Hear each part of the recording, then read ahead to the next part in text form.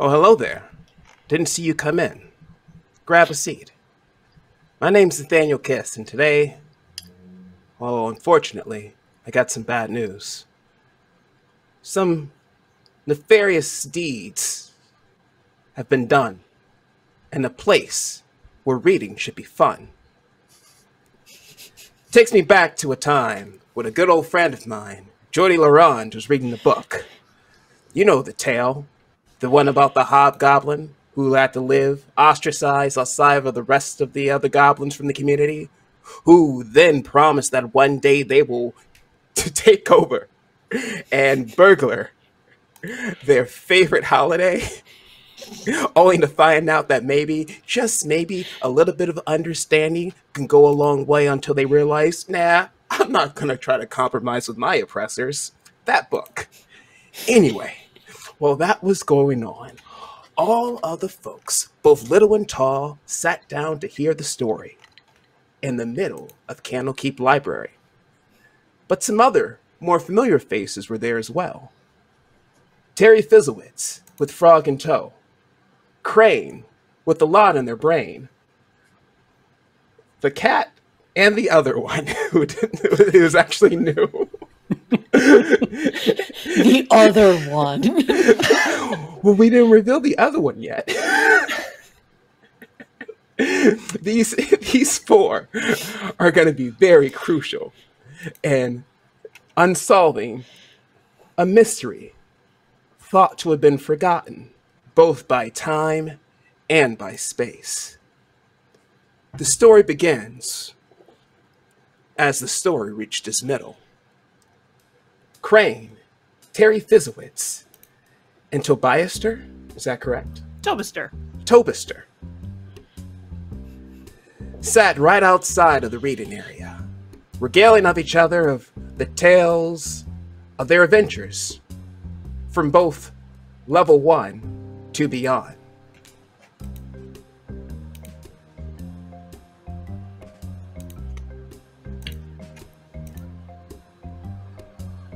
Terry begins. You know, it was a day like any other. I was sitting in my office and I... Oh, excuse me. Sorry, I'm recovering from a cold. It's much better. Yeah, it's been a crazy few weeks.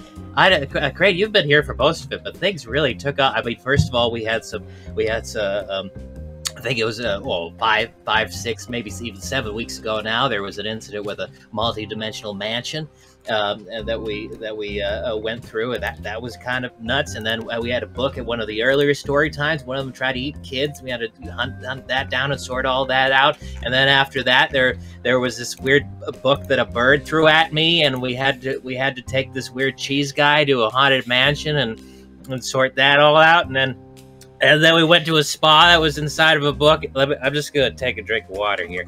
We went to a spa. I went to a spa inside of a book, and that was crazy. And then there was a whole thing. Tobister, gosh, Crane, remember that thing with that shadow demon that gave us all tattoos? Wait, us all?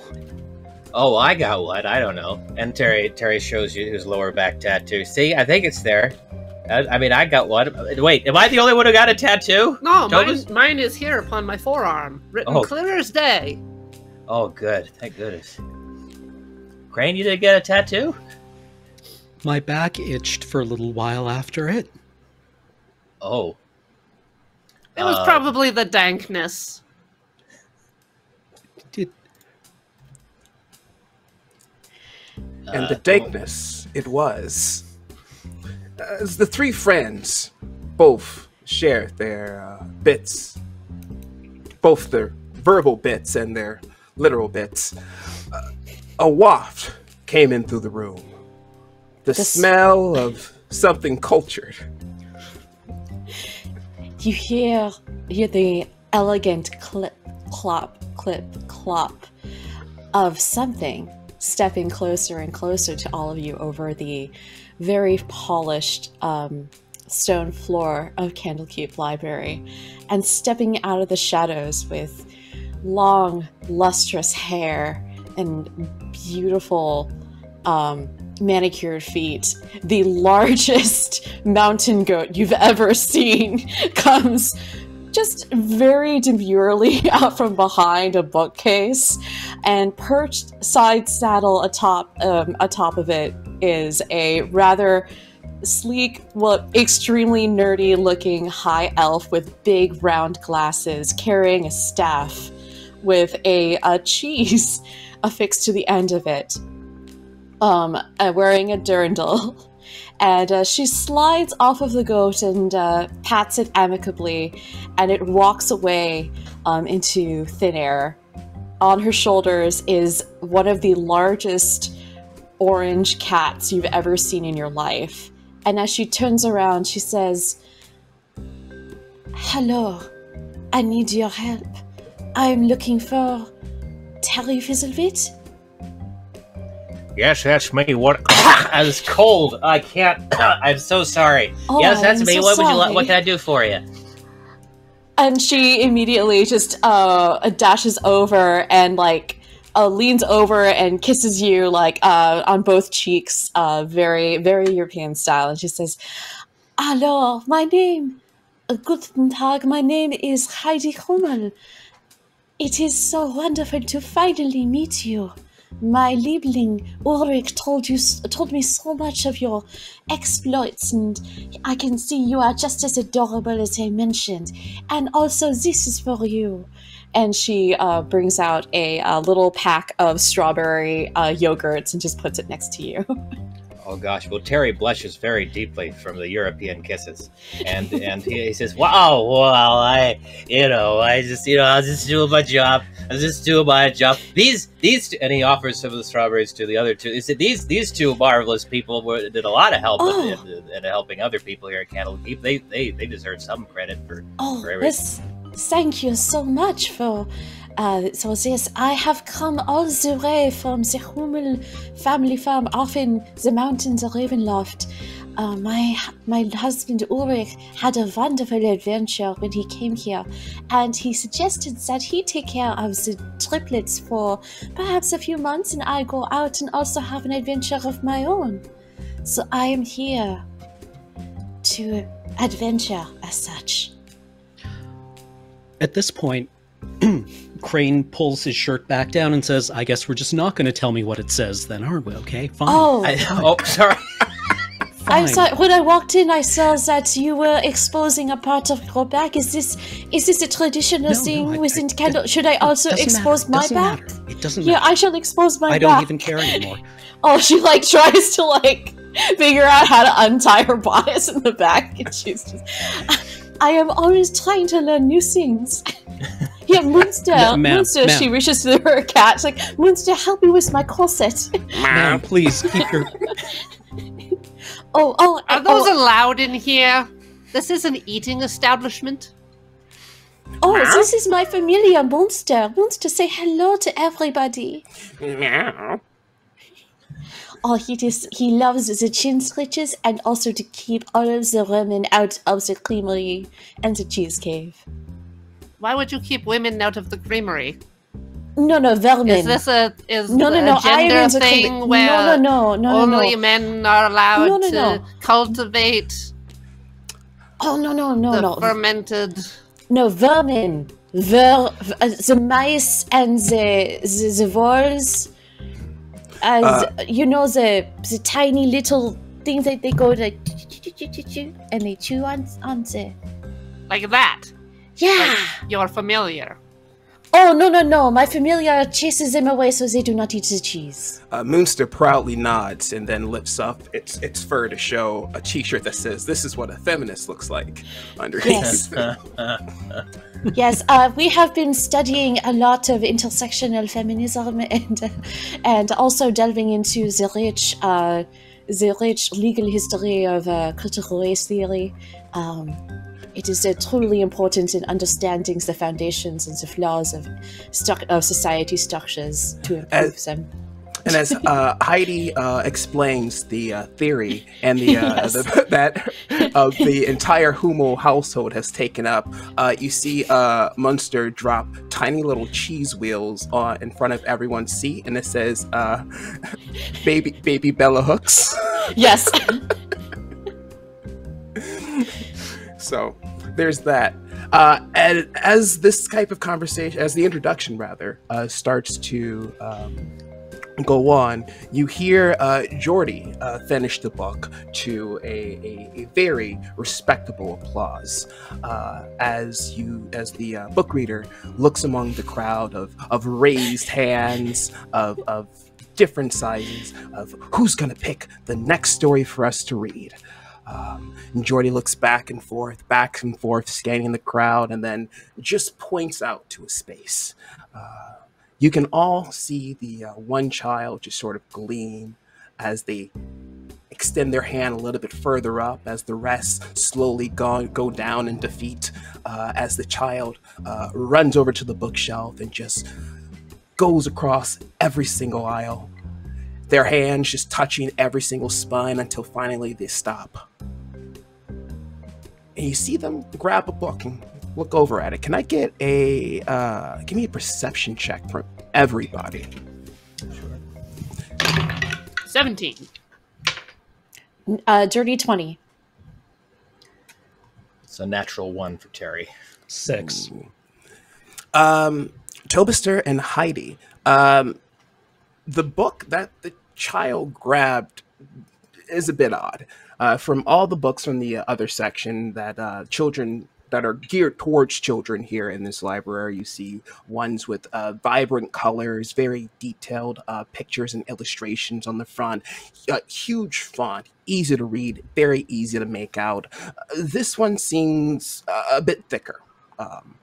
Probably not a book that can be finished in the entirety of one story time, perhaps a chapter maybe. The front of it, very bland. The spine doesn't seem to have any sort of identifiers indicating the genre, the type, or even the age of the book.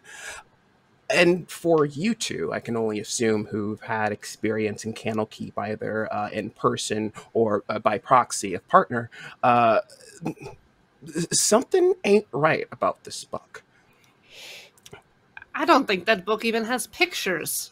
Heidi rushes over as a mother, as a parent, and just says, "Hello. Hello, small one. I see you have a very interesting book with you here. May I please take a look?" Well, sure there, ma'am. Here you go.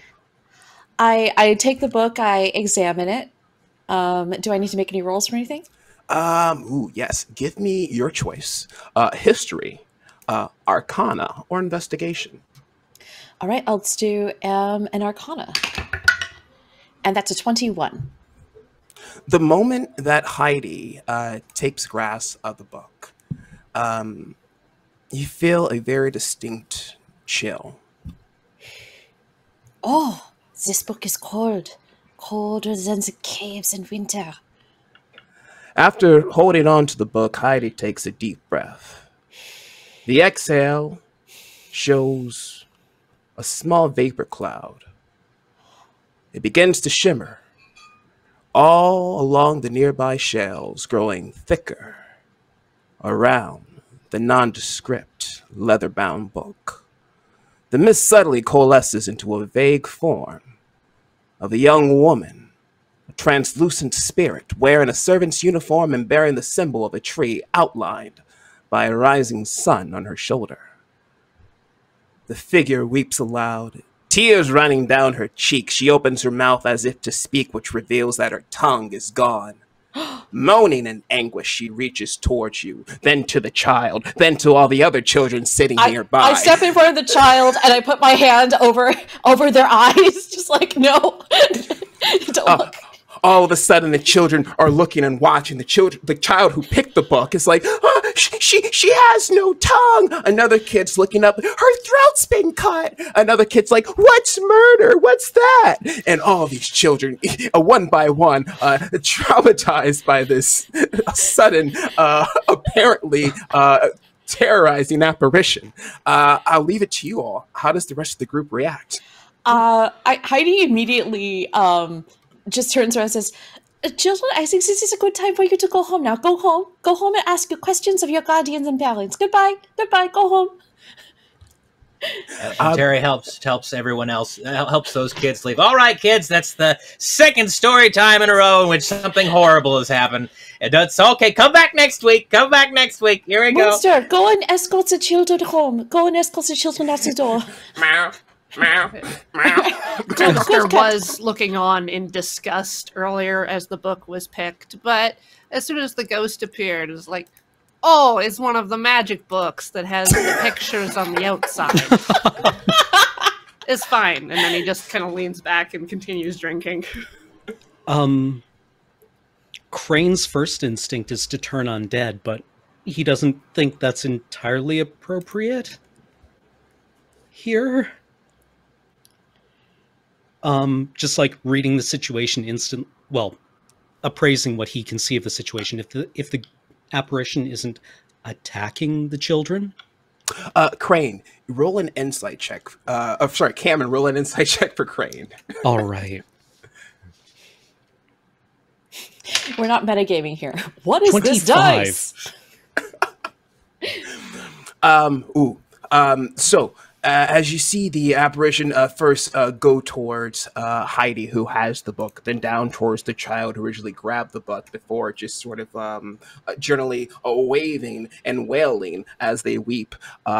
You get the feeling that they are trying to communicate something. This doesn't seem like they are lashing out necessarily to cause harm. Okay. They seem just as terrified as the screaming children and the book reader, who is once again behind their now reinforced rocking chair. I have this ability, channel divinity, read thoughts. Okay, what does that do? This whole time Heidi's like, okay, 2 words? 2 words? One first word?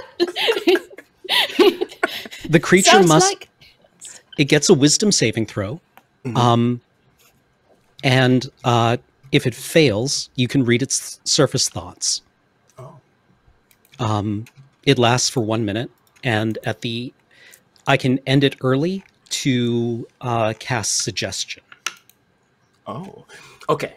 First, let me get that saving throw. After this, I want to go back over to Heidi to finish up the rest of what has been gathered from the history check, but I like this immediate action right now. The saving throw, the 15. Roll is 13. Ooh. So DC 15. Fails. Take it away, Cameron. This isn't like invasive. This is just like reading surface thoughts. So I raise my holy symbol of Ogma, the blank scroll, like the blank page. And let's say that the magical effect is it becomes translucent, and written across it is what the apparition's surface thoughts are.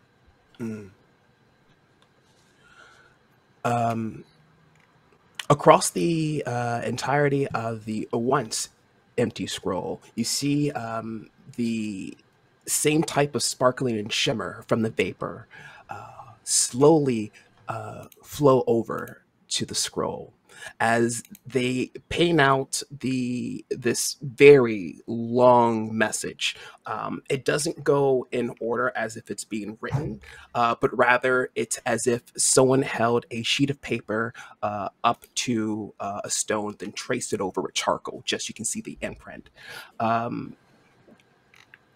The gist of what is being said was that this person has been wronged. They wish for justice, but will seek vengeance if necessary. Through the history check, through Terry's quick thinking and experience with evacuating reading areas, the entire area has been secured, maintained. No children are left behind, not even an avid reader who likes to volunteer their time, gifting those with the present of book. The spirit calms down. Okay. to the additional history check. As Heidi still has the book in her hand, a series of thoughts just kind of flip through her head. And this might be because of her innate magical ability or from maybe her own experience in Candlekeep. Could you give me some more backstory regarding her? Oh, but for Heidi, Heidi has a little bit of has been studying magic for hundreds of years, and she only recently, within the past 30 or so, started to study more like specifically cheese magic. But she is more of a she definitely is very intrigued by the idea of like what is going on here, but is also very concerned by the apparition and what they're trying to say. She has been mostly an academic most of her life, so actually putting any of these things into theory is a little bit new for her. Other than like making sure that like cantrips to make sure her kids don't like fall into the cheese vat or something. No, mage hand. Awesome. So probably just from the vast amount of studying that must have been done and being around the area or traveling to the area from was it from Ravenloft? Yeah, she's from the mountains of Ravenloft. Too far for vampires. It's just goats and yodeling. You are able to deduce that the crest, the outline of the tree that the spirit wears on the garment, is in fact a seal of a prominent family, the Yellowcrest family. Who are you from the... And I address the ghost and I say, hello, guten Tag, my name is Heidi Hummel. I can see that perhaps you are from the Yellowcrest family? Yes? Oh no! Oh, just... Yeah. Oh, I think that is... I turn to the rest of the group. I think that is yes? Maybe. Is the read thoughts still active when she begins talking with the ghost? Ooh, yes. It's still those same surface thoughts. Could you read the entirety of the spell for me right quick? Yes. Okay. If the creature fails its save, you can read its surface thoughts, those foremost in its mind, reflecting its current emotions and what it is actively thinking about when it is within 60 feet of you. The effect lasts for 1 minute. Read the diary. Hmm. Comes across the scroll. At first, Heidi, if you've ever tried to open the book at any point. I think as she tries to communicate with the ghost, and clearly the ghost is very distressed, I think Heidi does look, just very cautiously crack open the cover to take a look at the first page. At first reading, it just seems like a bit of scattered notes. Thoughts just kept here so no one would lose them, until it becomes a series of daily notes from a first-hand account. You're able to look through and figure out that whoever owned this book is named Sarah. Sarah, is that you? Is this you? The spirit replies, and across the scroll you see, I am Sarah of Yellowcrest Manor. Now we're going to roll credits. Because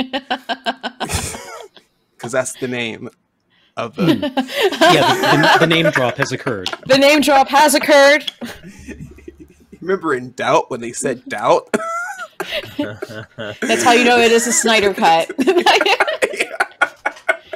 We get the quote. But yeah, this is Sarah of Yellowcrest Manor. Oh, it is clear that you have had grievous harm visited upon you. And I am so sorry. You perhaps are seeking vengeance or... They continue to point to the diary.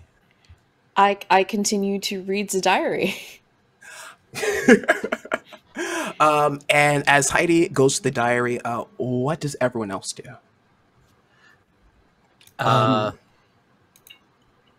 Go ahead. Oh gosh, I don't know what to do. There's this weird, not weird, but there is this horrifying apparition of this tragic person in the library where we teach children about the alphabet. And Terry is, I imagine, going over, just checking the entrances, just making sure there are no more children who want to come in here and be terrified. Awesome. Terry, can you be a perception check while checking those entrances? Absolutely. 17. Oh, cool. Coast is clear. Excellent. Good. The fewer terrorized children, the better. And he dusts off his hands and feels accomplished. The Terry Fizzlewood way. Yeah. What is Tobister up to? If there's no like immediate signs of action, like something to do, then he's mostly just gonna sit there chilling until something happens, because he's dreadfully bored, and a magic book means some sort of adventure, which would be lovely at this time. The other thing that he could possibly be doing is she's Sarah of Yellowcrest Manor, so maybe like rolling a history on that. But if you're already doing history, Does Tobister have a proficiency in Arcana by chance? yeah, actually. Could you give me an Arcana check? 13. 13. While listening to this story, Tobister is able to put something together, and this is fairly common from anyone who's ever dealt with necromancers, the undead, the reliving, stuff of that nature. If this is a ghost bound by any sort of intense feeling or trauma, they are going to be bound to any item or keepsake, something that they, pour themselves into, more or less. You have a feeling that this ghost must have been attached to this book for quite a while. And you would go as further to say that maybe destroying the book might release the ghost or destroy the ghost. Oh. Terry, I suspect this might be an easy one. If we burn the book, problem solved. Well, Tobister, I have a very strong stance against burning books of any Just kind. one time. I'm asking for one time. That's how it always starts. I knew someone who ended up burning down an entire library once they started with one picture book. It was bad. Oh, We had to Terry's banish them. deeply disturbed at hearing that. Oh no. Yes. Oh, They kicked him out of the college. It was bad. I can maybe dispel the magic. Is that perhaps something that might be able to help? Why don't we read the book first? All right. Heidi continues reading. You continue to go through, and it gets one of those points where, despite the ghosts wailing at you to continue and pressing to continue with the book, there are parts where they're like, "Oh, skip over that part." Well, not that. Well, don't read. Well, until it gets to the final page, the last entry. You had a giant crush on your next door neighbor? Oh, that's adorable. Oh, no, sorry. I will not read that part. It's okay. You did write Mrs. Blah something again. Okay, never mind. Just keep going past. There's some cool fanfic in there, too. There's some really good fanfic. And I'm like, oh, you should get this published. It's a really good thing. What's ice skating? So many beautiful bards dancing together on the ice. Finally, it comes to the final diary entry, which reads, "I stole close to Lord Valis today, and saw what he had chalked in the circle, marked with strange runes across the floor of his study. A puddle spread within the circle, and appeared to me as a bubbling blood. Lord Valor stood next to it, motionless, one of his vile books in hand, and muttered something I could not hear. I slipped away quickly, though I fear he might have heard me this time. I have never been so scared. But I must tell Lady Maria what I have seen. I must. There are about 100 or so pages left in the book. Completely empty. I suspect you were not able to tell Lady Maria what you saw. On a crane scroll, it says, "What gave you that clue?" This is just like one of those silent films where it's just like, "Ah," and then like the subtitles come. Yeah. Little cards. Well, my name is Heidi Hummel. I have come here in search of adventure. And perhaps you on my adventure, Sarah of Yellowcrest Manor. What is it that you wish me to do in order to make this right? The ghost pauses for a second and looks over at the five of you. Then looks over at the scroll that Crane has manifested. The ghost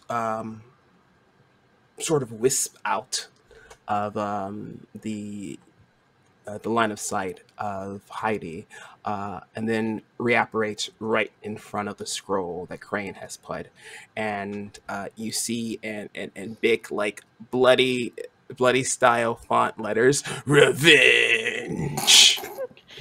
And we just like zoom in on revenge, and we're gonna take a quick break.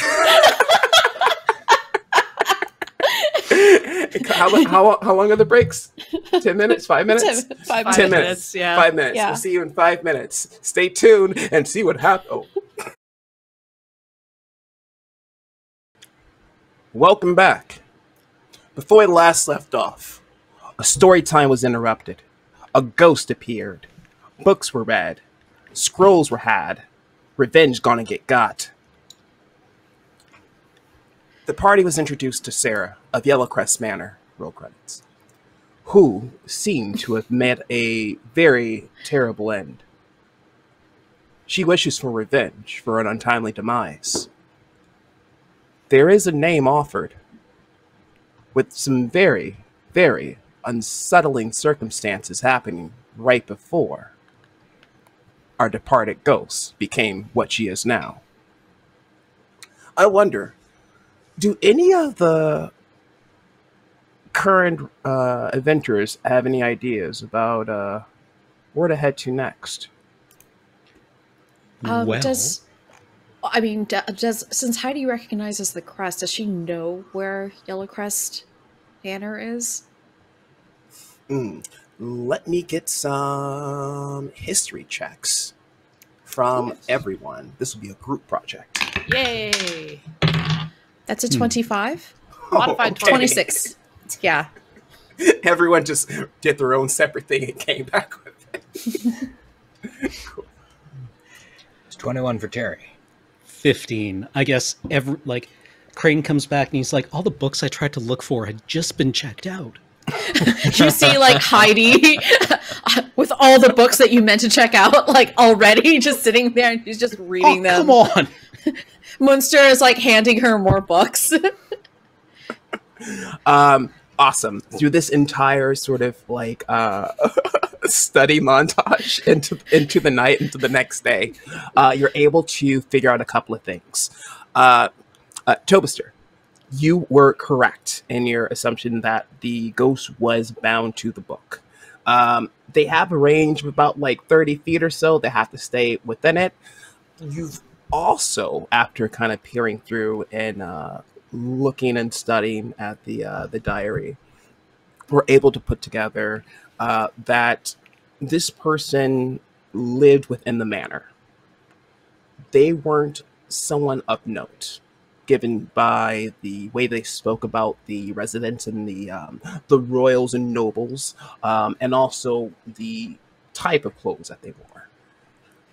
You're able Yes. to put together with everyone else that Yellowcrest Manor stands on Delzorn Street in Waterdeep's North Ward. There were 3 children in the household at the time, along with the lady and the lord of the house. The family were very well off. They've owned several tanneries and shoemaking shops all over Waterdeep. Most of the wealth, however, was inherited on the lady's side. Crane, kind of looking, or rather, working with the resources you'd had left, you kind of looked into the businesses of Waterdeep. Tanneries, anything of the like, cobblers, and some non-fruity pies. But you were able to find some names. One of the most noted associates that seemed to be the most consistent is someone described as an elf named Pharaoh. Pharaoh? Pharaoh. Someone who would come by probably like about every month, worked with the money, collected if, the person that in charge couldn't be there, right-hand man for a lefty. Sorry, could you spell that for me? Of course. Faerl.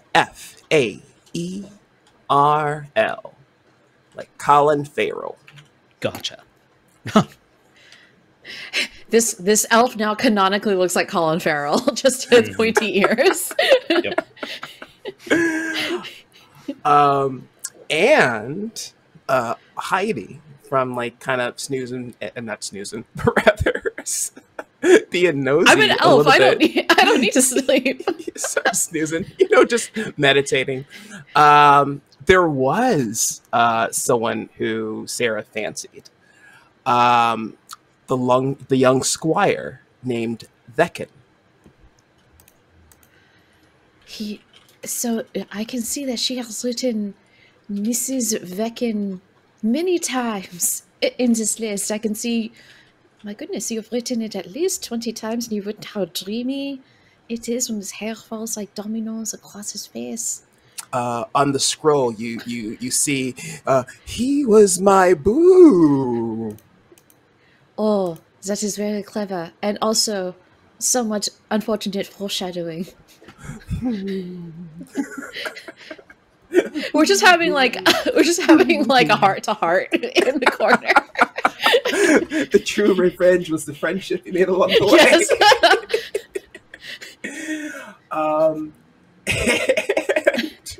Yes. Terry, you looked into any notable incidences, any reports, anything out of the anything sort of grim. You went to a dark place. I'm sorry. That's where Terry usually goes. Like after we heard about the books, the second reading time you've been involved with. Oh gosh, I don't. We're not gonna get Jordi Larange back. I don't think he's gonna come back. This is. It's really, that hit him hard. Yeah.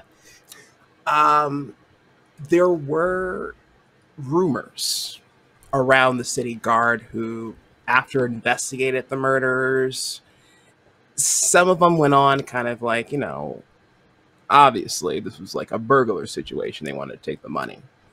Or, obviously, this was a hostage situation.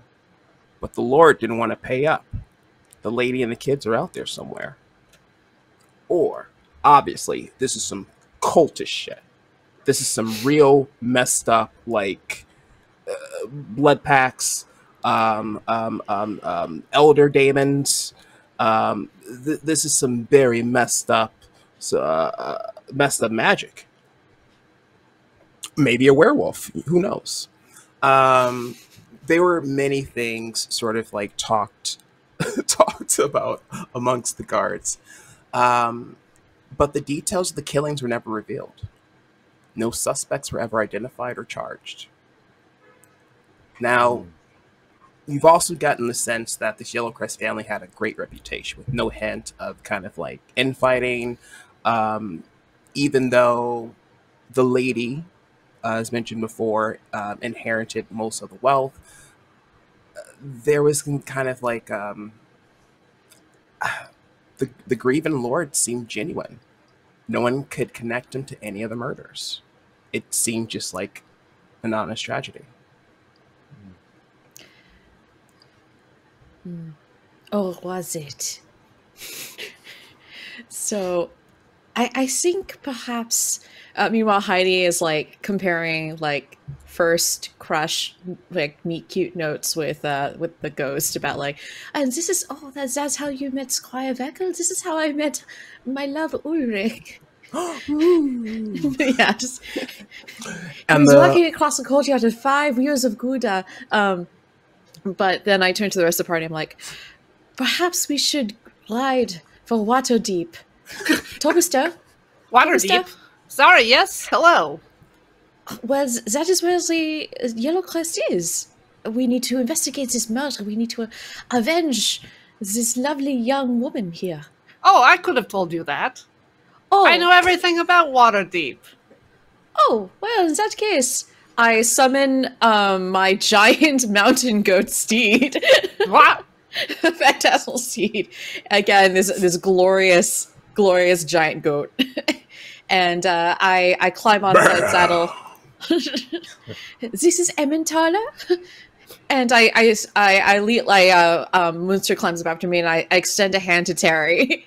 I say, come with me. It'd be my pleasure, and takes the hand and hops up onto the back there. Come, adventure awaits. Where's my goat?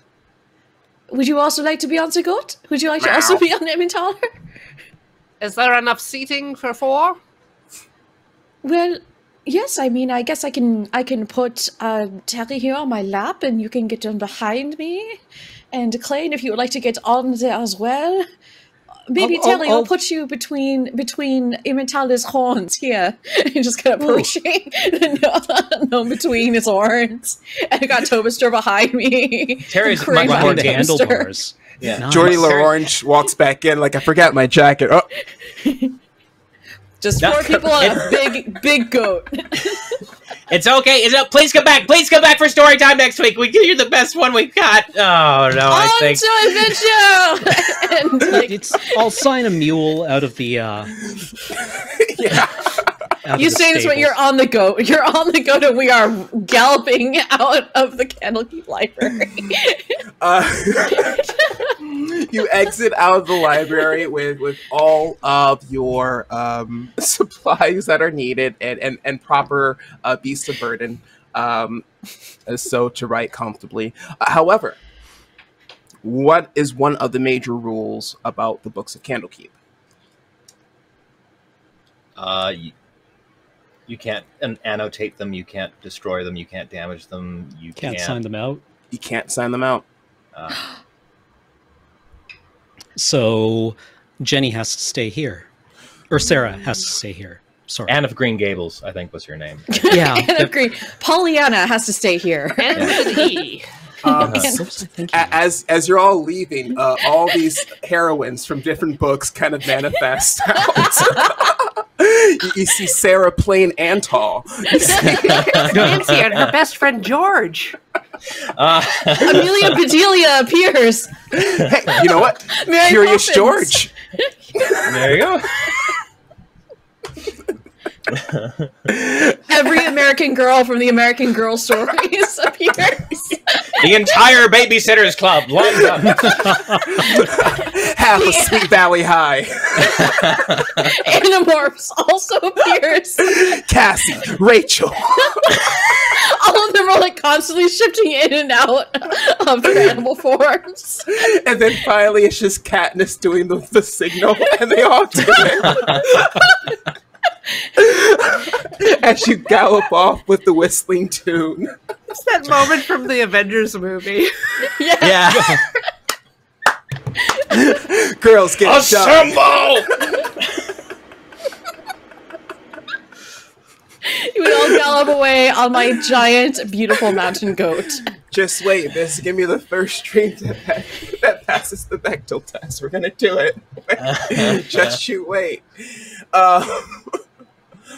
But you head off to Waterdeep. Is there anything else that you would all need or would like to resolve? I think Heidi's just pumped. Crane was getting ahead. He was getting ahead in his work, but it's okay. Oh, well, tell me. I wanna see what Crane's up to. I know, like, the back of Crane's shirt or top is still like undone, just in case they ever circle back to the tattoo. I want to peer inside Crane's brain for a second. The camera zooms in on the flapping as Crane's like on the back of the coat. You see like Crane's shirt fly up.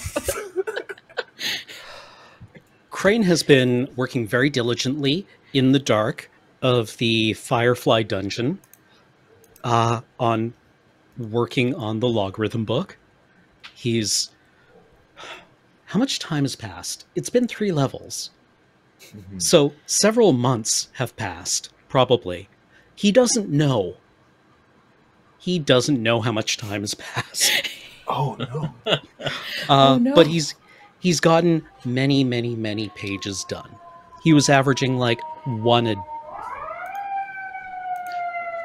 He had thought it was going to take like 5 years to get the book corrected, and it has taken less time than that. It is going to take less time than that.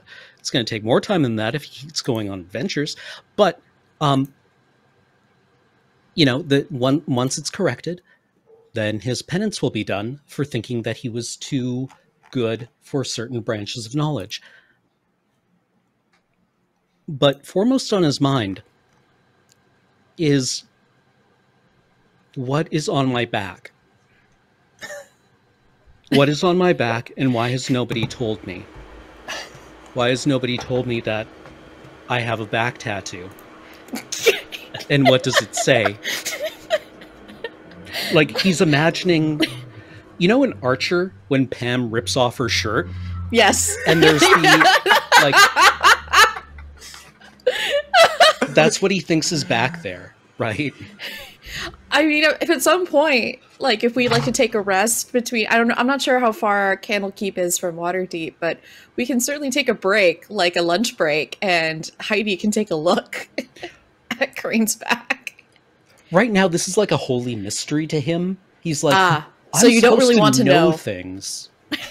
Ogma is the god of knowledge. Nothing is hidden from his view. Why don't I know what's on my body? And everyone else has a magical tattoo. What is this doing to me? Cam, roll me a D100 real quick. 40.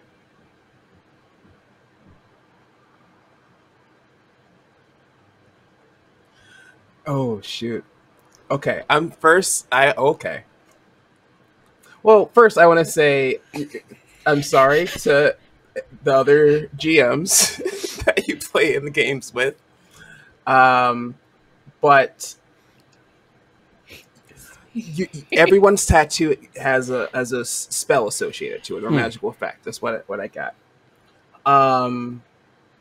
I talked to one of the players earlier about getting one of their tattoos that they told me, but I didn't know Cam's. So here's this. Yours is an 8th level spell. So, but I'm not going to tell you what it is until someone checks it. You can't use it until you know what the effect is. Or if you just want to use it, I'll give you a chance to roll for it, and we'll have that fun. You can have that. This is all happening while you're riding on the ass of a goat.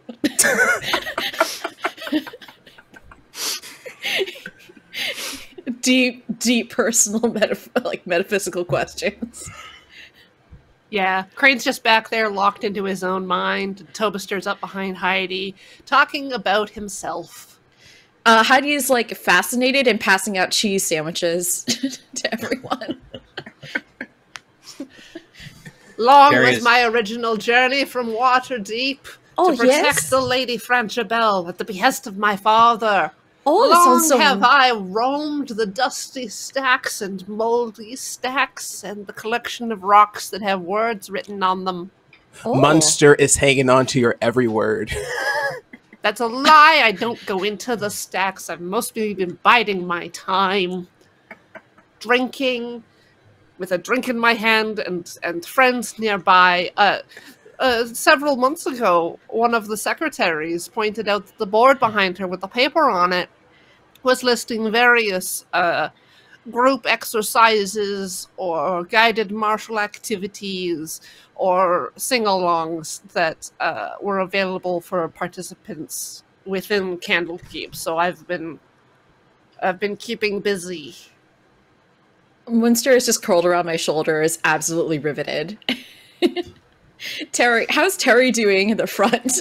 Terry's having the time of his life, holding on to these horns. He's very glad that he's not sitting on your lap because I think he resents people treating him like a child. Yeah, no, But he's sitting on, like, holding on to the goat horns, big goat he's horns. just having a really great time up there. And what's probably going through his mind is that he's interested in this ghost mystery, but in the back of his head, he knows that Randall Keith has been upgraded to the kinesiology department, and so he is the last couple of months he's been working real hard getting those levels, trying to make himself better, to make a good impression to whoever his replacement is. But right now it's just the wind in his hair tufts, and just trying to enjoy life, going yeah. What is Terry's current level within Candlekeep?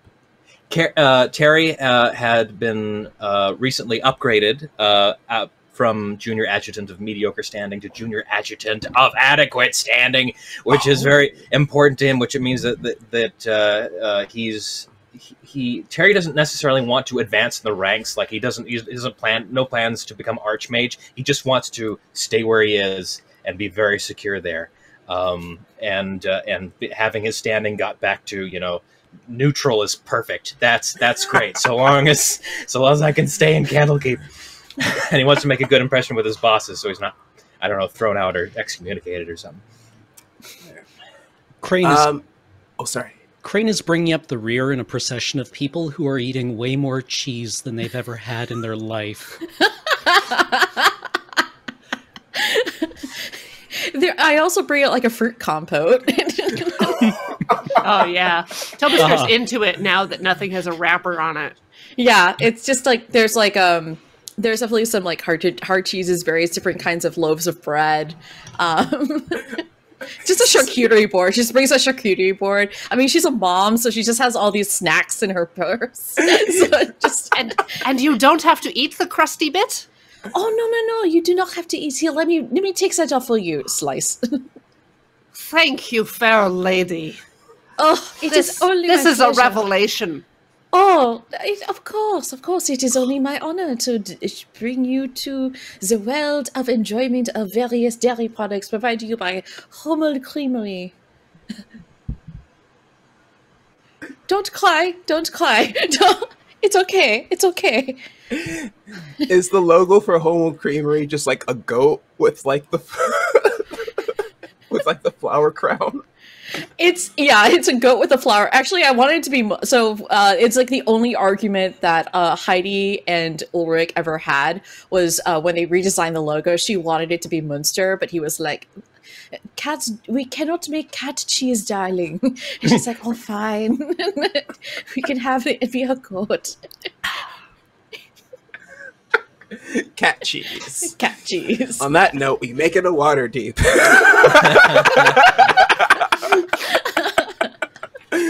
The directions that you were given by Sarah made it very clear. The intense study session that you've all had gave you every bit of detail. If at any point we want to flash back and go to the study session to clear up any additional bit of information, we can use that at any time.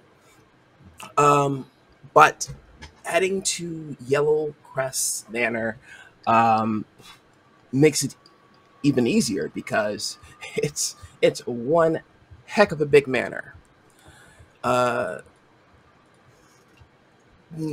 members of the family remain in the city, though. Their name is still well known by the people just because of the tragedy associated. But the manor still stays there, in the North Ward. However, a new family resides there now. The 5 of you, Munster included, stand some distance outside of the manor. I'll give it to you all. I pat my goat goodbye. Emmentaler goodbye. Emmentaler trots away into fades into nothingness, and says, "Well, I suppose we can knock on the door. That is what Ulrich says he always does when he adventures." Sounds like a good idea to me. Yeah, let's. Can I knock on your door?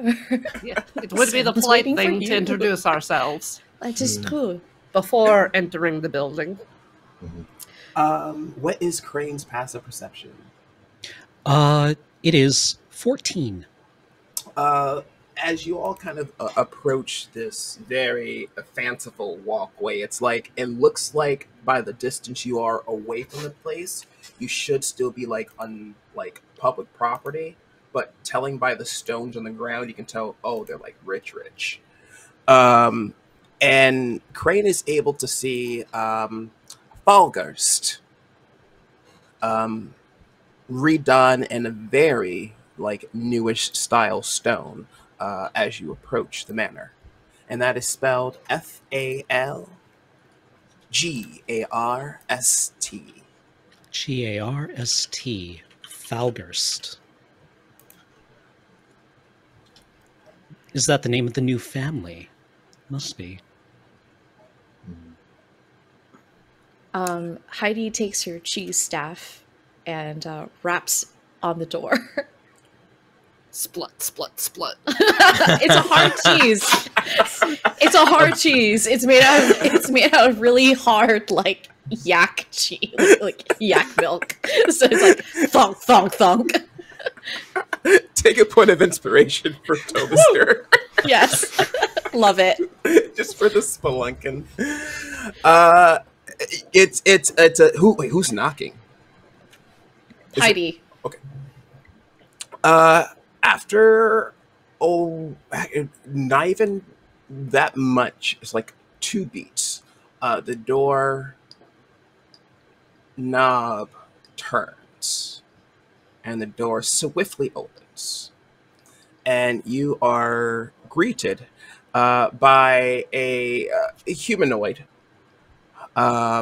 very milky pale skin, with a mustache to match, and just a kind of crown of hair balding on top, dressed in just the finest little get 'em up guard, answers the door. Falgos family, how can I help you? Hallo, guten Tag. My name is Heidi Hummel, and these are my companions, Terry, Tobister, and Crane. And this is my familiar Munster, and we are here to perhaps figure out something on behalf of a friend.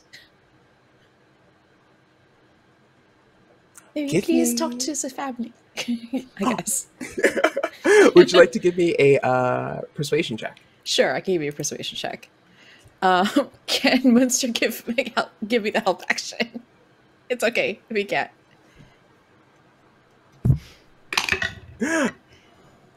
That was an 18. Yeah, you and Munster kind of do it together, and I think what does Munster do to assist? Munster, I think, puffs himself up and looks very official, just standing there, like one of those old Egyptian statues of a cat, except that he's a big fluffy orange cat, so doesn't quite have the same royal demeanor, but is trying to affect the posture anyway. Oh, look at that feline. You all seem pretty safe enough, and just kind of scans each and every one of you. One moment, please. promptly closes the door. What do you all do in the space of time? Is this how it goes? This is my first adventure. Yeah, generally it's a lot of irritating people in their homes until we get the answers we need. I'm surprised we've gotten this far. Yeah. It is customary to leave a calling card or something when you approach a stranger in this way, but I don't expect we'll be in town for long enough to meet up at any local balls or gatherings. I see. Do you have business cards? I do have a business card here, and it's like written on like a piece of wax. It's like the wax rind. Tobister pockets it. We repurpose them. So, if they do not open the door again, do we just bust in? Well, we do have a couple of other leads to follow, but we could try the direct approach. I don't know. Busting in is... No, let's not. Okay. Yeah, this looks like the sort of place that would have maybe some armed guards inside or something like that, or have them on speed dial, so to speak. Yeah, we could try sneaking in, maybe. We could... Oh, Terry's never been sneaky before. We could try sneaking in. After that is said, the door reopens. I'm sorry, the family is quite busy at this moment. Maybe I can be of some assistance for you all. Oh, well, I look at Tobister, Terry, and Crane.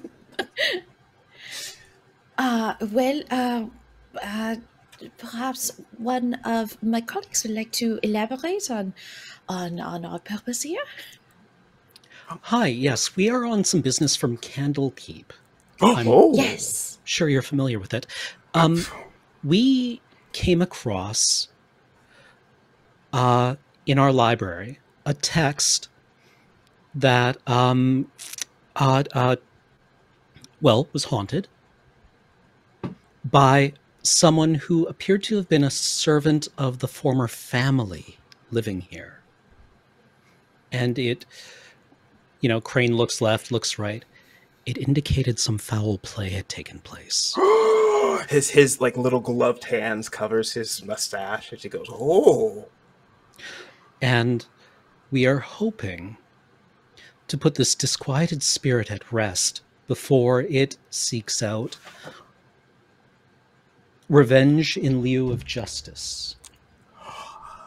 Also, she was making a big racket during story time with many children, and now we are going to have to explain what murder is to a bunch of very small young people. This seems like a very important undertaking you have all undertook. And he kind of looks behind and checks in the door, and he leans in and he gets kind of close to you all. And in Crane, you can kind of get like the whiff of like some like maybe like a Moscato, or maybe just like a Chardonnay, like that sort of fruity, dry, alcohol-y. Yes, Hummel. Wine 30. Yeah, can I pull out a cheese to pair with it? If you do, his little eyes just widen. His mustache turns. It's like one of those like mustaches that goes like, huh, and it goes like, whoo, when the cheese comes up. It goes Mario like. Do I need to roll for perfect cheese pairing? Or... Yes. Okay, please. What do I roll? Give me an intelligence. This will be, what do you call cheese magic? It's fromagic. It's fromagic. Fromagic, as it were. Then that's an Arcana roll at advantage. Okay. And that is a 26.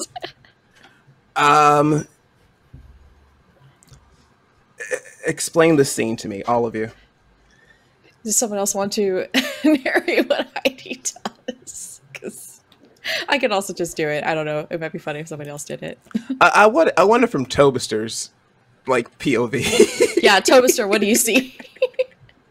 So we're all like huddled around this door, and I don't know height-wise where our doorman is, but Taller than Terry, probably same like height-wise with Crane.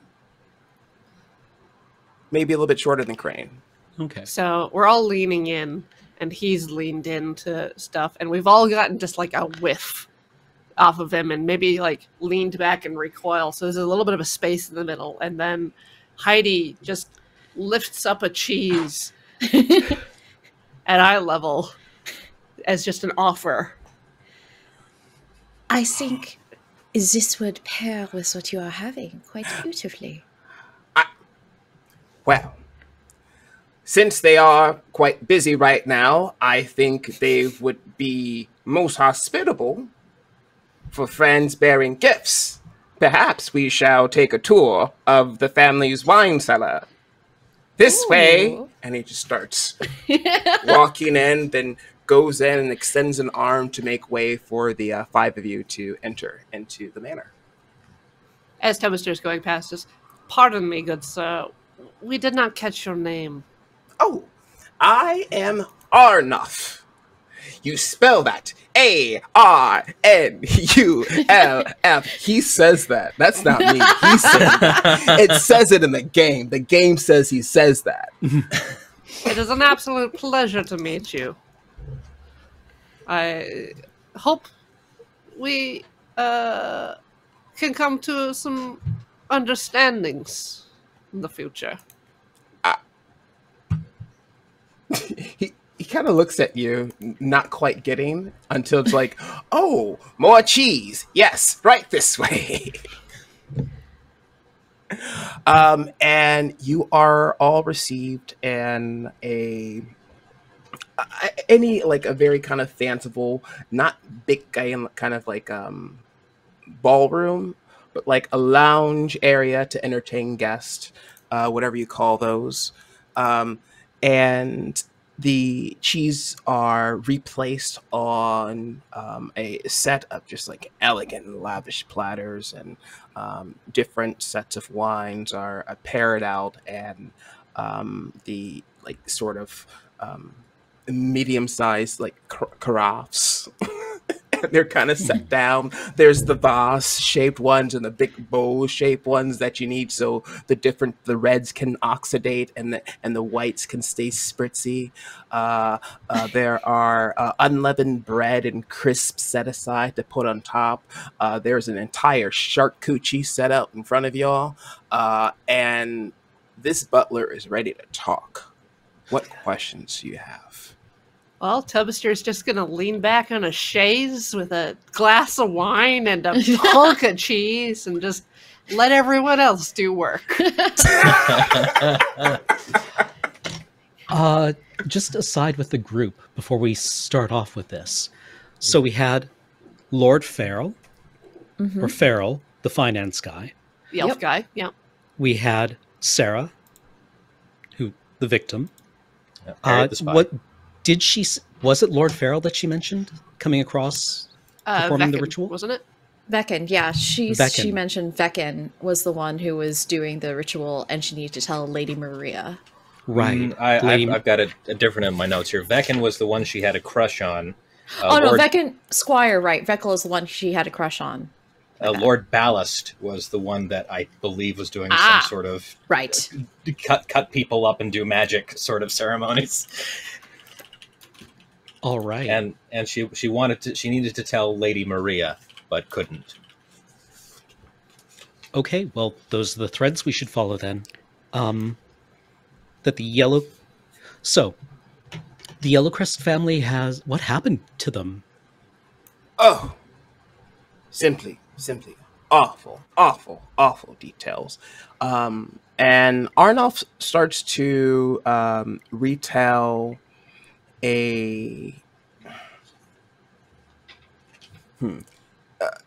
not that it's not that it's wrong. It's just sounds similar to an offshoot of the rumors that Terry had sort of put together from like the debriefings and like off the records kind of speculation from those who investigated the incident. Could someone give me an insight check? My insight's +5. Oh, sorry. 26. Okay, great. Nice. Awesome. We're done. Okay. You know everything. The world opens its tomes of knowledge to create. It's like you got a cast detect feeling. thoughts again. I see through this guy to his timid beating heart. It beats faster knowing that you're looking. It flutters delicately like a butterfly. Keep going. This is like a Calvin Klein. As you hear Arnoff tell this rendition of the tragedies of Yellowcrest Manor, they do seem genuine as far as kind of like how they feel and sort of the general like boo-hoo of it. But there seems to be a tinge of like excitement with it.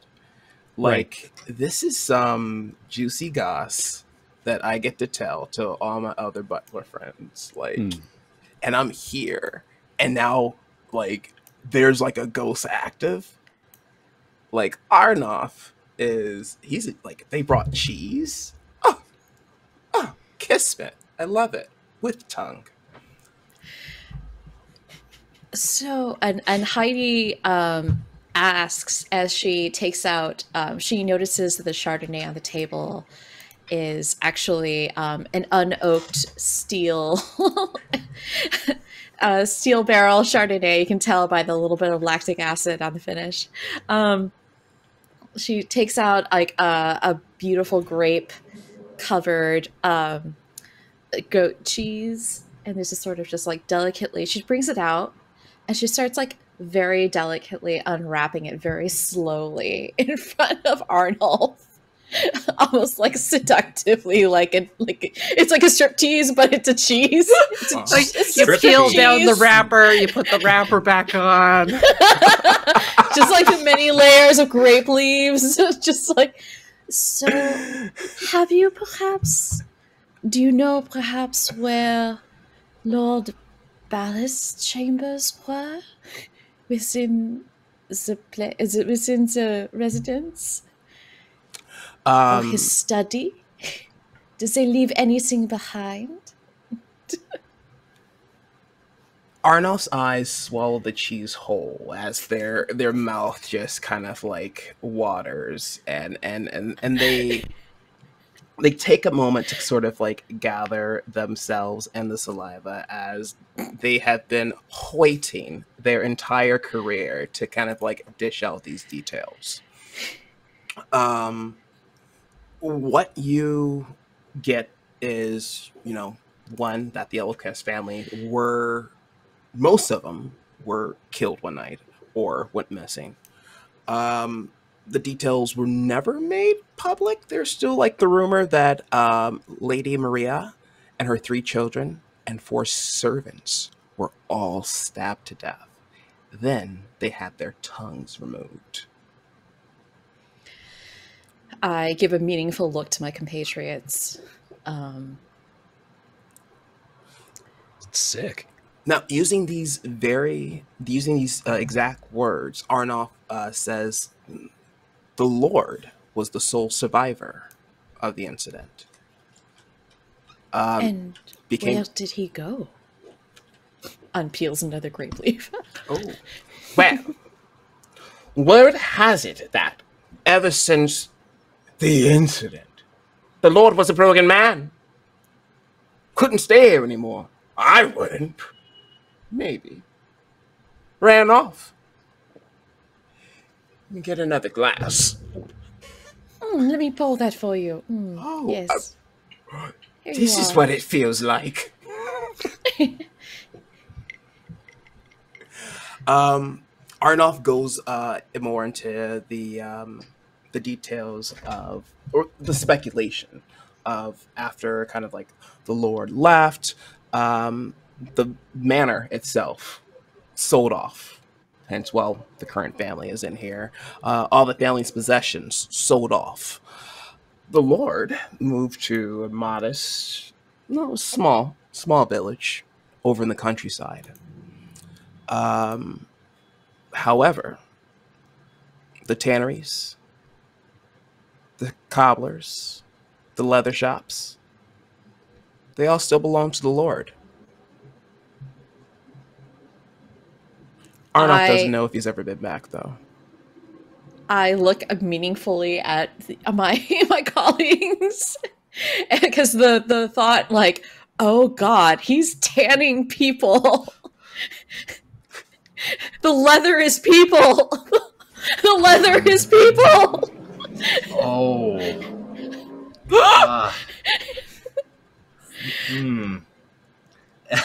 So can we? So do we know like where in the country he is? Because we gotta. Yeah, this is weird. This is very not okay. He's gonna tan them. Then he's gonna tan me. Oh my god! Oh my god! On that note, we're going to come back in 10 minutes. Okay.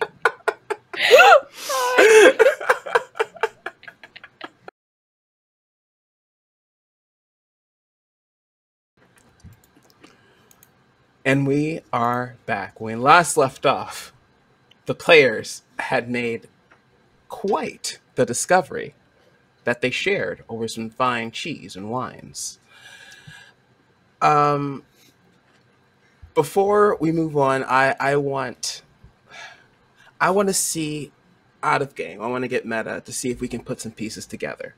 I want your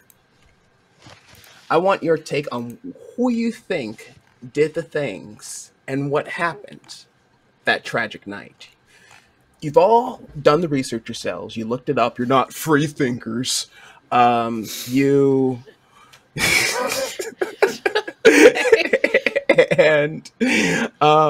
you've heard the story from different sources, and you're hearing it from someone else who, well, is a little close to it. What do you think happened? Well, the servant came across the Lord doing something hideous that she didn't seem to quite know how to describe fully, which is fine. You know, we're not all wizards. We don't have... Not everyone can be expected to understand the fine details of, you know, a abyssal ritual that they just come across. And that's okay. That's okay. And then he killed her and cut out her tongue when she went to tell the lady of the house. And then presumably he cut out everyone else's tongue and then moved away and stayed rich. Cameron, can you give me your choice of insight, investigation, or arcana? Ooh, arcana, please.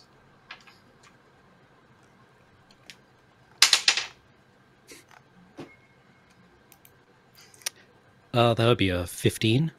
15. When you had your chance of looking at the diary in the book, you were able to put together, with the help of Sarah and the scroll, that the spell in question that they tried to assemble was in fact a ritual casting of contact other plane. Given by the notes that Sarah was able to provide based upon what she saw, you were able to retrace some of these runes.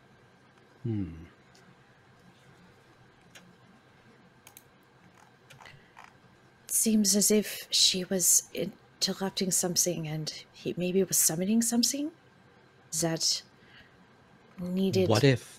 blood. Oh, I'm sorry. No, go ahead.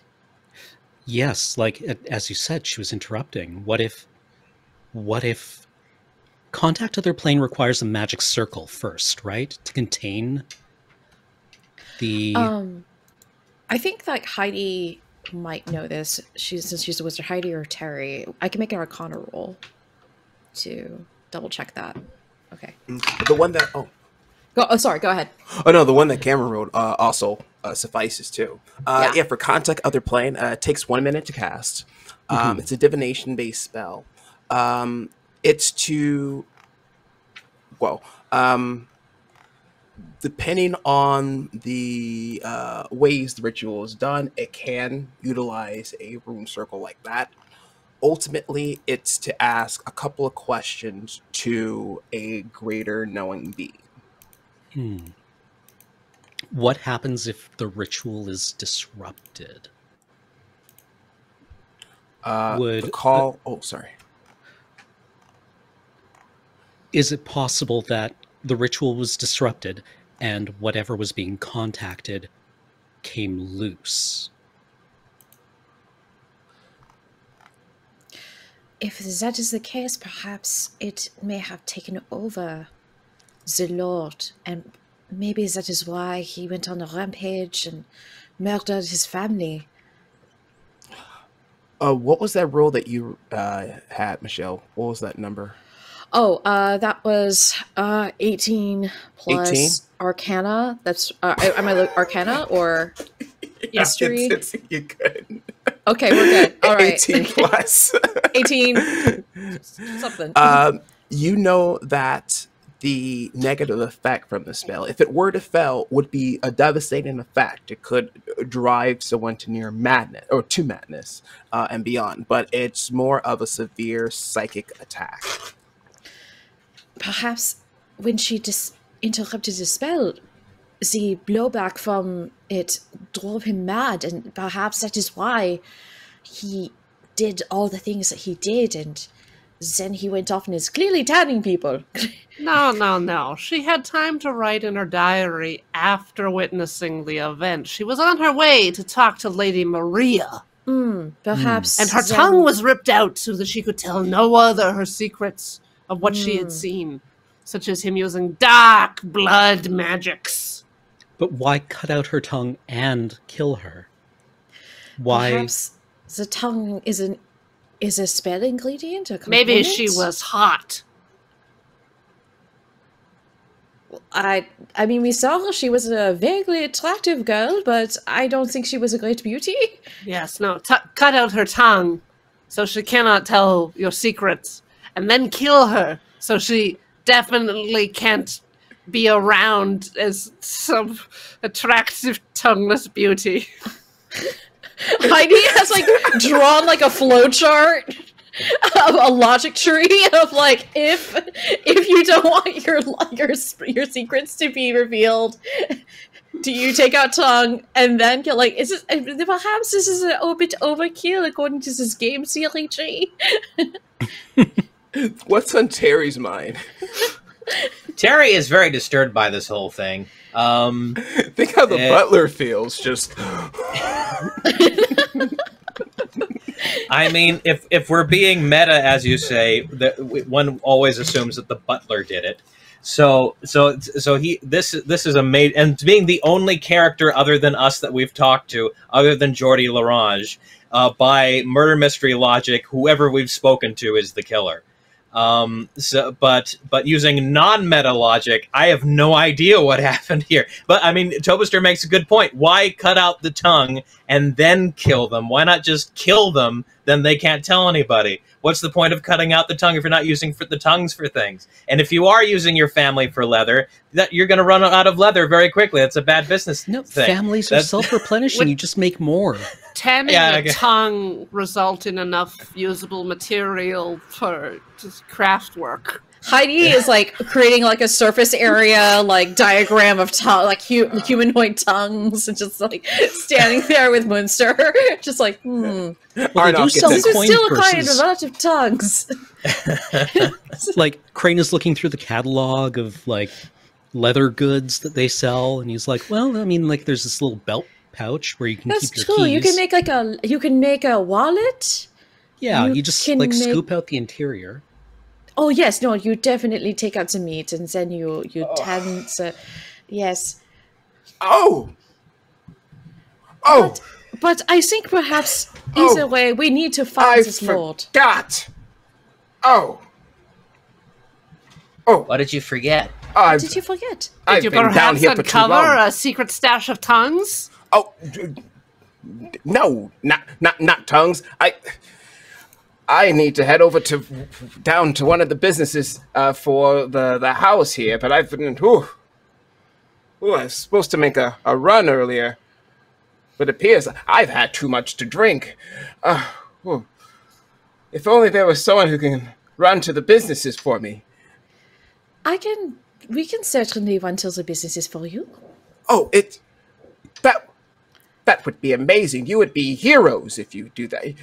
Oh, heroes. One moment, and Arnulf runs off and comes back with a pair of boots, and shows that the bottom of the boots are getting kind of worn. If you can just drop them off give them a couple of knocks at the end, get the cobbler, do the old look over. Heidi does not touch the boots. Terry grabs the boots. Whoops. The boots are people. No, they're made for walking. They are also people.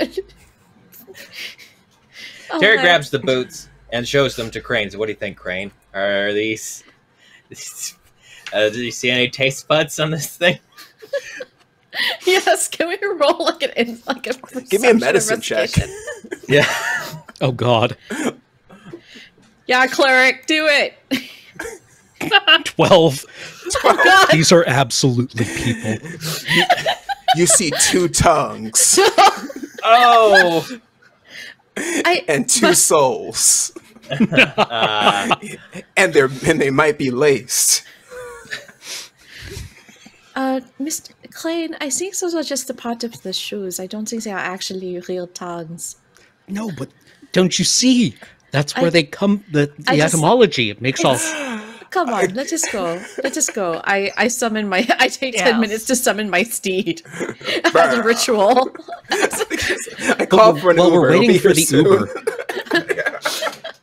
Or I guess I don't know. This is a goat, so an unter. We're waiting for the Gunther. Good. And you're off to the Yellowcrest businesses. The drop off to the cobbler doesn't take long. The cobbler actually ran by Lord. Ballast. That's right. I forgot the name too. And they make mention that it was a tragedy. They say the same thing. They don't have that type of sort of dark, twisted intrigue that Arnulf had with it. Yeah, just the same. What a tragedy. Thoughts and prayers. And how much skin does your business interact with on a day-to-day basis? The cobbler sounds like this. What? Skin in my boots? Well, I never. He never. I look at my goat, Emmentaler. Ziga means goat, apparently. So I'm like, I look at my Ziga and I'm just like, shrug. I suppose. Oh, sorry. Go ahead. I was going to say, Mr. Cobbler, do you deal in leather goods? Do you not? I sure do. I do cow leather. I do bull leather. I do any leather for any weather, but I don't do humanoid leather. That's a good. Well, perhaps can we take a look at some of your raw materials just to double check? Raw material. Listen here. I am just a responsible leather salesman with a very sick child, as the cobbler points over to a coughing kid in a bed with like a warm towel over their head and a bucket with another kid holding onto that child's hand. And that child says, I don't think he's going to make it, Papa. This kid was born on vacation. That's why they sound different. Anyway. and I won't have people accusing me of putting human leather in my boots. And you hear a cough. Papa, And he I cast turns, lesser restoration on the sick child. You healed my son! You can check out any boot or leather byproduct here to your heart's content. was You like, must be heroes. Worried. I was just worried, like, there's no way we can bribe him with the cheese. He doesn't seem like a cheese man. I was going to offer the man a silver. I think this is a much better thing. All right, let's take a look at them goods. Give me some investigation checks or a medicine checks will work as well. 18. 21. 21 for Terry for investigation. 7. I'm gonna take. This bag is really nice. How much? It's so soft. I want you all to hold on to those rolls. Who would like to apply their role for this location? Because we're going to bounce around to different scenes. I'll volunteer. With my Perfect. And that 21. 21. Everything checks out. This is definitely on the level. So I'm happy to report that none of your goods are in fact humanoid. They are all from respectable cows. The only goods I care about is my healthy family.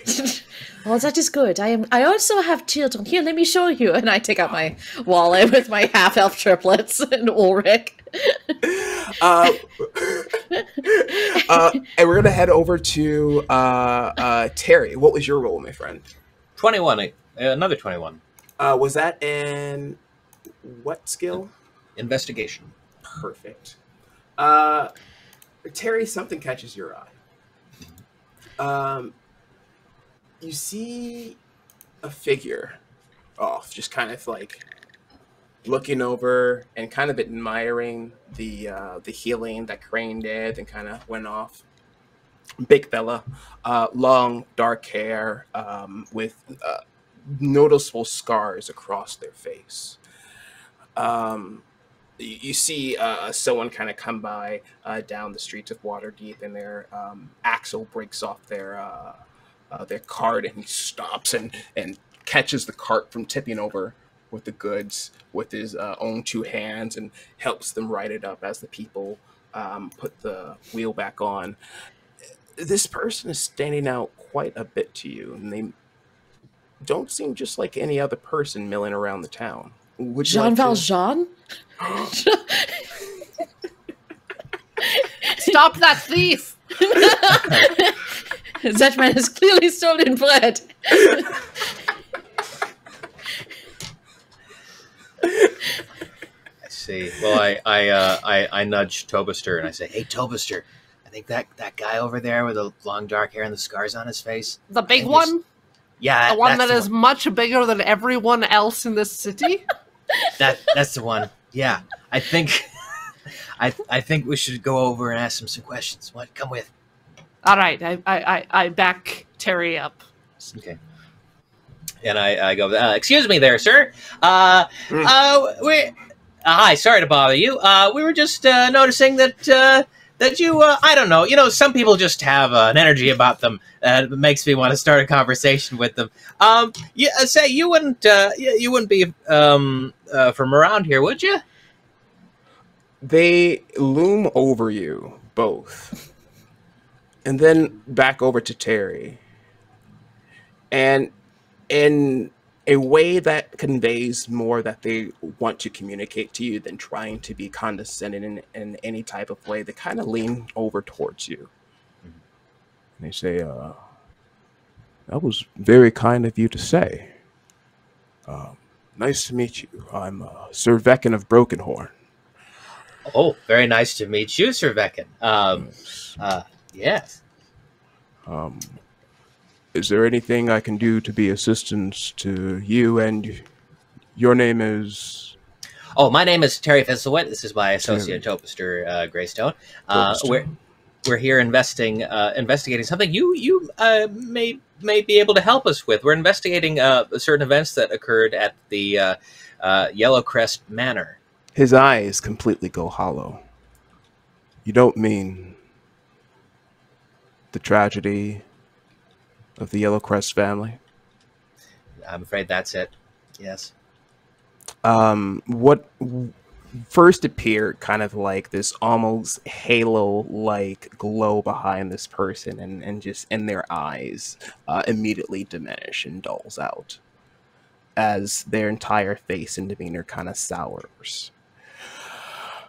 Yeah, I am pretty close to that. How? And it takes them a while. How did you know? Well, that's kind of hard to explain. We, Tobister, how would you describe the book we found? We read it in a book belonging to one Sarah of Yellowcrest Manor. The moment the name Sarah and full completion falls off your lips, he clutches his chest. And a like a swift punch to the gut, and it takes him out. Has like a slight, almost a panic attack, and starts breathing a bit, and then kind of calms himself down as he just kind of like digs his ungloved hand, just like scratches into like a nearby chair, leaving very visible grooves. Sarah.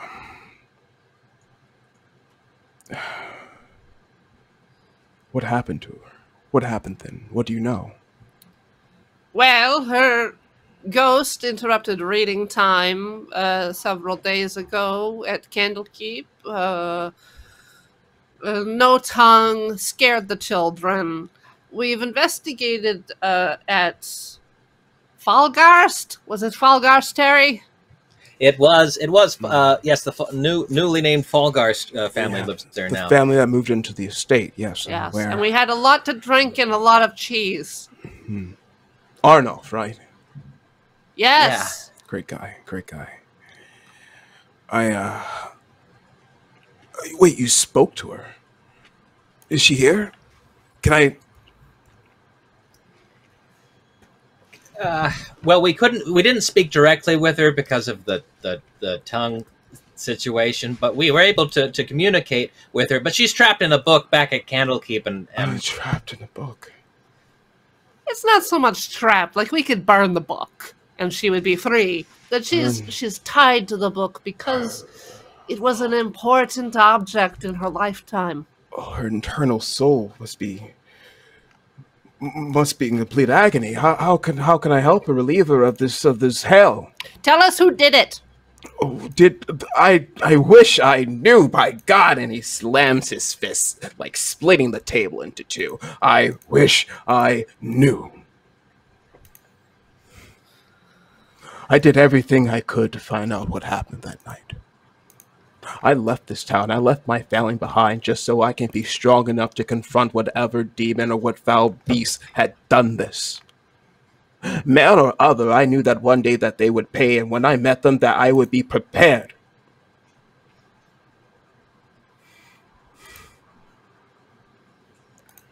She's suffering.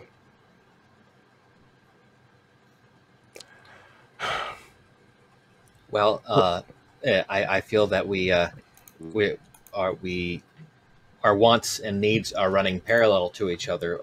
We'd love it if you could be able to help us with our investigation. We're pretty sure it's not the cobbler guy. He seems nice, but other than that, we're pretty much flailing around hoping something's going to pop up here. But if you have any information that would help us in our investigation or have any leads.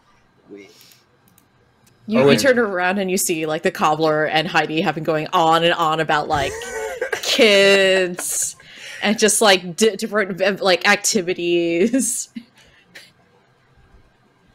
Oh, you got all the vaccinations. Oh, you got all the vaccinations. You also just got all the vaccinations this year, and the chicken pox one too. They just joined the local soccer team.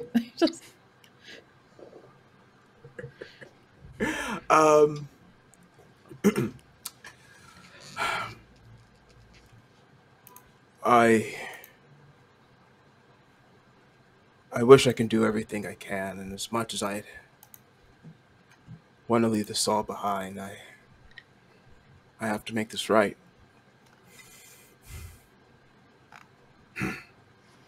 I'm heading to Greenfast. That's where the former lord of the manor resides. If there's anyone who knows about what happened there, it's him. Excellent. Heidi! Heidi! It's Yeah? the man from the book. Oh, hello. Oh, you are very tall. I can see why she liked you so much. She reaches up and she just like does like a little cheek. It's just like pinches his cheeks like, oh, you're such a handsome man. You know, she always called me her handsome man. Well, It was her nickname for me. that is a good nickname. Well, handsome man. Thank you very much. And it seems that we should all get on my goat and ride again. Oh yeah, Terry climbs right up there and both hands on both horns again. I do not think that we have room for you, handsome man. Oh, no worries. I make sure that she can rest peacefully. Yes, and perhaps you would like to know that she also wrote a lot of great fanfic involving ice skating. She wrote it? She did. Terry, perhaps we should figure out how to publish this when we get back. Oh, absolutely. There's a huge market for that. Oh, yes. Just beautiful men on ice. Love it. All right. Hi-ho, Emmentaler. Goodbye. Goodbye. I thought the man was coming with us. Anyways, to Greenfast. As she all speed off, it pans back to him. And he just says, Godspeed, Terry Fizzlewitz. Godspeed.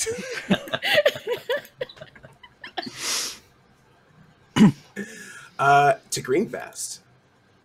Hey, you know what? Greenfast has a map. To Greenfast on a goat. Yes, it's map time. Oh, the village of Greenfast is about a day's travel southeast of Waterdeep.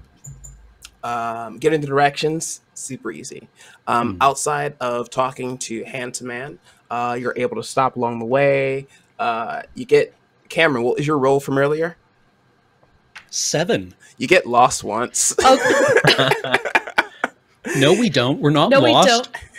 We're Wait. not lost. No, this is Green Pass. You went past Green Pass. You went too fast. You got to Green Pass. Got to go back to Green Pass. All right, we go past the Green Pass. Yes, you're on Green Fast. Yes. Eventually, Hello. you arrive there. The bits of information that you all receive, because there is one more roll. Toby, what was your roll? 18 investigation. 18. Perfect. Right before Toby was called over to Terry Fizzlewitz, speaking to another leather shop that was owned by the Lord, they did mention to you that about every twice a 10-day, there's the person that picks up the money, and they are actually going to be here to take it back to Greenfast. In fact, they would probably be around the area in about 2 days or so. It kind of like aligns. You might be able to catch them while you're out. And as you enter Greenfast, you make the connection, Toby, that the same cart with the fixed wheel seemed to be carrying a lot of money. And it's led by quite the caravan as you hover above and land in Greenfast. Ah, I should have noticed this earlier. There's someone who comes by to pick up the money from the different businesses that are controlled by the Lord Ballast or whatever. I believe this cart that we are nearby is our target. All right. Well, should we be in the open as the people come and collect the money, or should we go and hide, perhaps? I think we should just talk to them. Okay. Well, let's talk to them then. Hello. Now, here's the thing. I like this idea, but the group that you approach, complete dicks. There's a couple of them in kind of like a mixed match, sort of like found type of armor and equipment. Um, it doesn't seem to have been bought together as a complete set. There are a few who don't have the heavy armor, which makes sense due to the weather. Uh, but they just give you like bad vibes, nah, I'm not messing with that. Someone's a cop or worse. Um, and there are a few who have some sort of uniformity in the way that they hold themselves, and they seem to be holding their equipment and weapons with a sense of purpose. Um, I lean over to the rest of my party. I do not know about approaching these people. They stink worse than a bad wheel of camembert. These people are killers. They are definitely killers. Should we just... Perhaps we should just wait until... Wait, are they going... you Hello? hear a voice. uh, the voice is followed by the sound of boots stepping and light bells. As you see someone, actually, before you see them, you see a red hat float behind the armed people. And from between them, you see a light blue skinned elf with a big red hat on. They're wearing very decorative and embellished breastplates with like poofy arms and like mini poofy collar, not big blouse or like a dicky collar, but like a little poofy one. And just like earrings and necklaces, and they got a pinky ring. Like, could you imagine? Oh. This is a very fancy elf. Who has a throat problem? Look what the cat dragged in.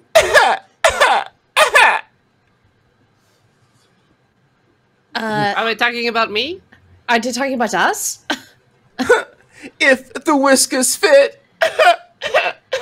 And all the folks around just start kind of like, look at these people. I would prefer the term tabaxi unless you were referring to my companion's familiar, but I am Tobister Greystone. Perhaps you've heard of me. Never have. Don't think I will. And who might you be? The people around the guard folks just sort of like bolster up a bit as you approach. You make me a persuasion check. 23. You see the very fancy live elf just kind of do a slight wave, and the folks around them put their weapons back. I am a very important person around these parts, and I would see that you all stay out of our way. I am Farewell. Oh, so you are Farewell. You are the, as I say, the money elf for Lord Ballast. My pockets got pockets. Is that okay? Is that interesting? And they're fact? both full of money. That's how rich I am. Oh, There's an abundance of places I need to put it, because I'm so wealthy. that is an interesting fact, but does not actually answer my question as to whether or not you work for Lord Ballast. But if that, congratulations on your wealth. But we are looking to perhaps ask Lord Ballast about a few things pertaining to his family. Well, it depends on what you would like to know.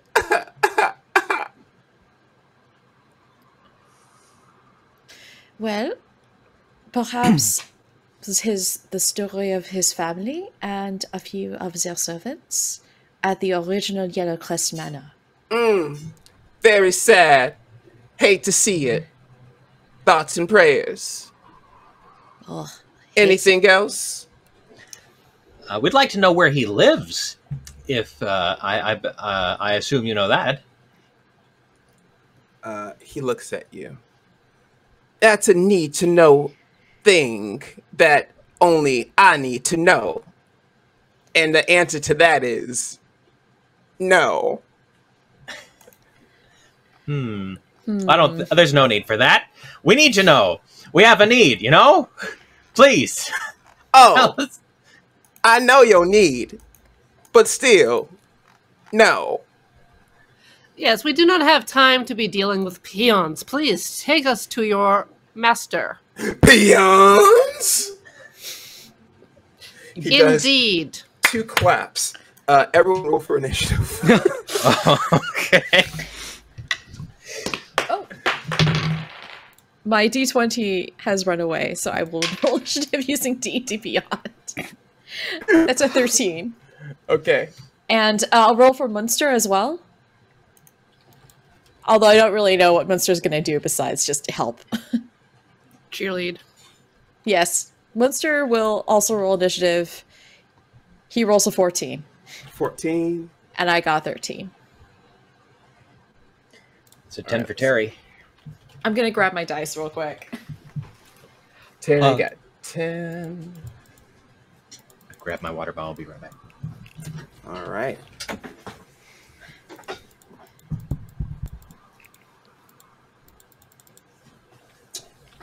So Heidi's number 15, was that correct? Heidi's Yes.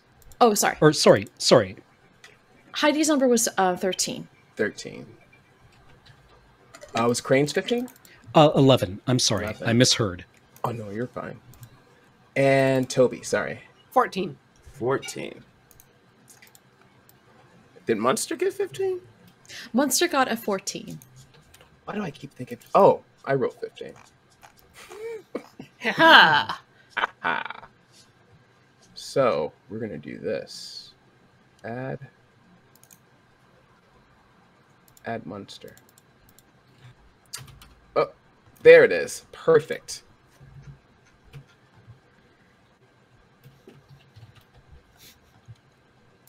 So for this, and since it was kind of a jumping that's happening, Theron and the posse are gonna jump y'all. They're gonna go first, then you all get to go. First, Theron is gonna run into the. Oh, let me make sure I add them to them. Sorry. Okay, are all of them up on the initiative? Can we see them? Boom, boom. There we go. Ha! I figured it out. Magic. All right, so they are up first. You see 3 of the not so put together guards grab their weapons, short swords and double daggers. The 2 that kind of held themselves with some esteem and the full-on armor, one a polearm and the other with a double-handed broadsword. The other bad vibes folks start muttering something to themselves as they help the fanciful wood elf on to a cart to get away. They all appear to be ready to accept any attack or assault from you all. I'm going to move it over to Toby. How would you like to go? I would like to use Maximilian's Earthen Grasp to grab the elf. So a large hand will come out from the ground and grab on. There is a strength saving throw. All right. Roll and 14. That's the DC. Oh, make it break it. The arm grabs, I I guess, like one of their boots, and he goes, "Oh no, my favorite shoe!" As he hops in the cart. Alright. Actually, So- I'm gonna use portent and make that a 1. Oh. Wait, can you read me the rules of portent? Portent. I can replace any attack roll, saving throw, or ability check made by me or a creature that I can see with one of these foretelling rolls. Oh wait, I can. Okay, I must choose to do so before the roll. Never mind. Okay. You know what? I like No it so bad. much, I'll take it. All right. You're like, "Oh, my favorite shoe. I'm gonna need that." And then the arm grabs it one more time. Yes. Another arm, just like boop. Oh no, defeat. All right. So you have Fancy Elf grabbed. The effect that they have. What is that for Toby? It's restrained. I can, as an action later, use the hand to crush them, or other things. Tickle him. I can Awesome. grab a different creature or move the hand. Whoa. All right. And would that be all for your turn? Yep. All right. Munster the cat. Munster is going to rush up to Heidi and just like hiss and give her the help action. Awesome. And what will Heidi do? Heidi is going to let's see. She's going to throw. She takes a piece of hard cheese out of her. Actually, no. She takes like a what looks like a small wheel of cheese, and she takes it out of her pack and starts muttering ancient cheese lore, and it grows into like, think the Kool-Aid Man, but a cheese, and it's summoned construct, and I've cast it at the 4th level. What? So I call forth the spirit of a construct. It manifests in an unoccupied space I can see within range. I choose a material. I'm going to choose clay as the material, since I think it tracks most closely to cheese. And basically, I think it looks like a big cheese Kool-Aid Man. And it's basically, if you look up I can give you the stats. It's a construct spirit. I got it. Okay, cool. But I've cast it at 4th level, so it's got 55 HP. And I think I'm not sure if I get to roll. It does have multi-attack, but I'm not sure if I have to roll initiative for it. You call for the creature. It will shares your initiative count. So yeah, construct's going to be added to there. Okay. So what will the construct do? Construct is going to like muscle its way forward and basically make an attack on one of the dicey looking dudes with a short Awesome. sword. Yeah. All right, roll for that attack. Cool.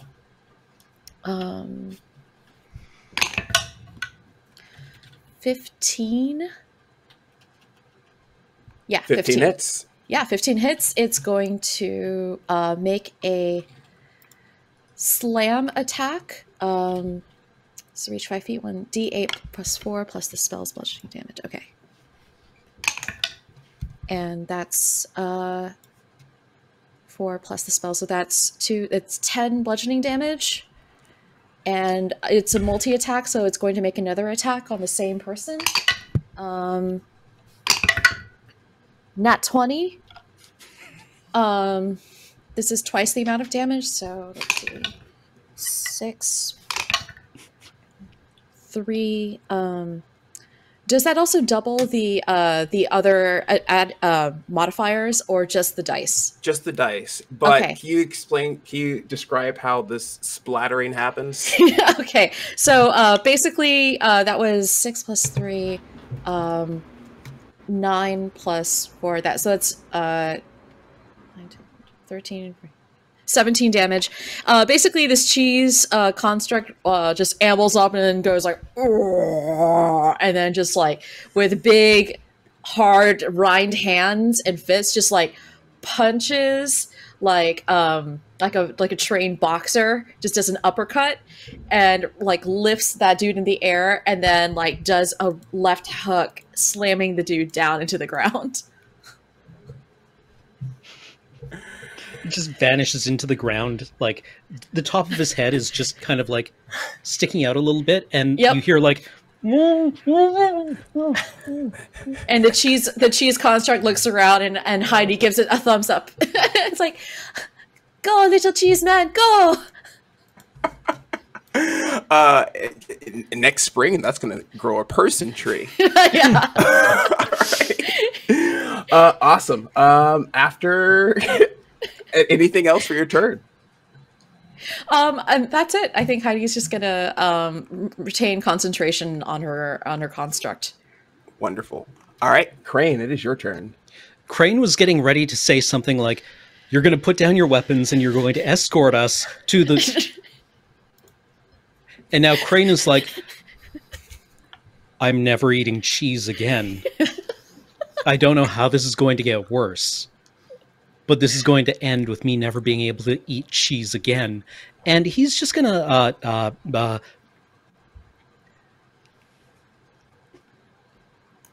he was going, oh god, these poor men, these poor men.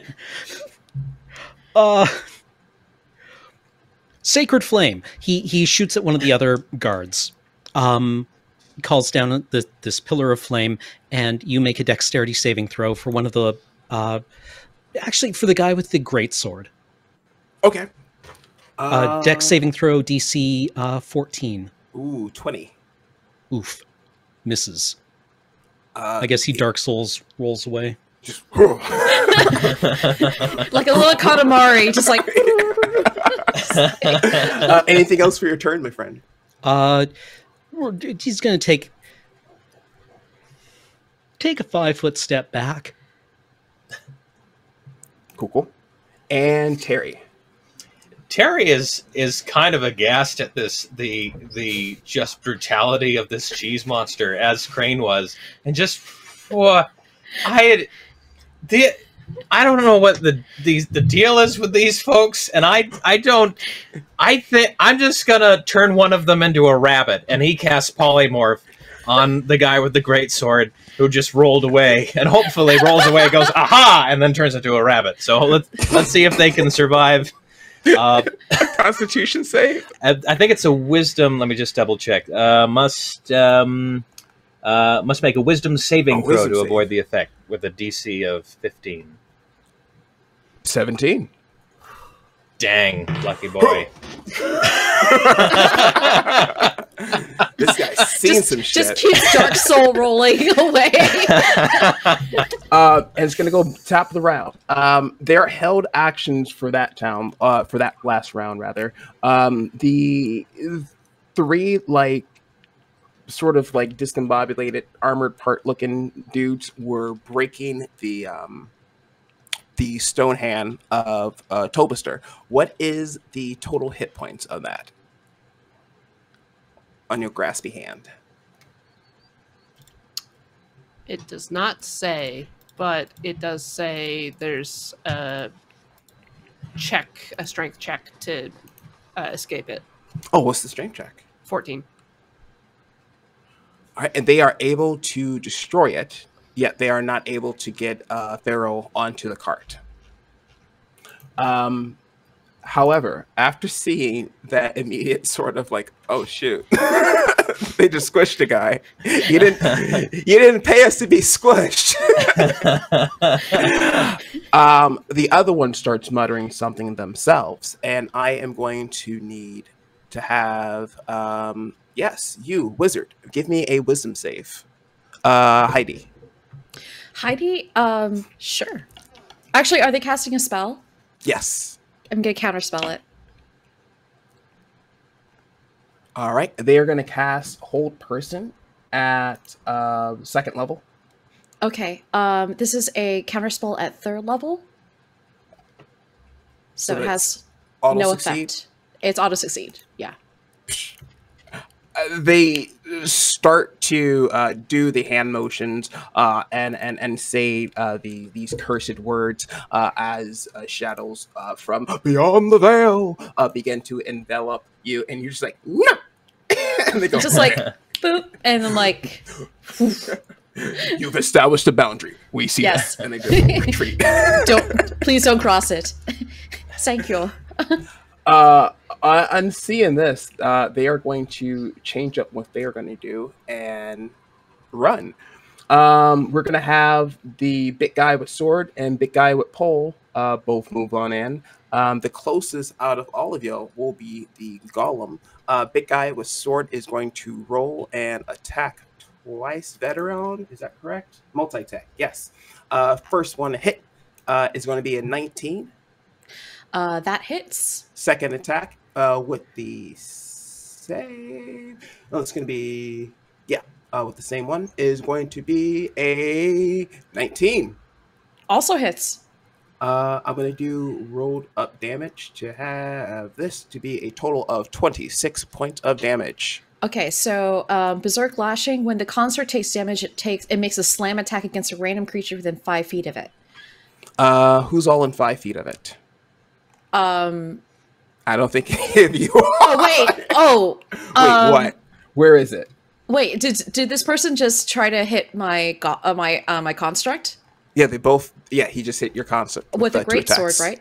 Yes. Okay, so he's within melee range, right? Yes. So yeah, as a reaction, he's going to the cheese construct's going to try to hit him. All right, roll for an Put attack. him underground. With the rest of his cheese present. All right, that's an 18. 18 beats split armor. That hits. All right, he's going to make a slam attack. Slam. Welcome to the jam. Jam. Okay.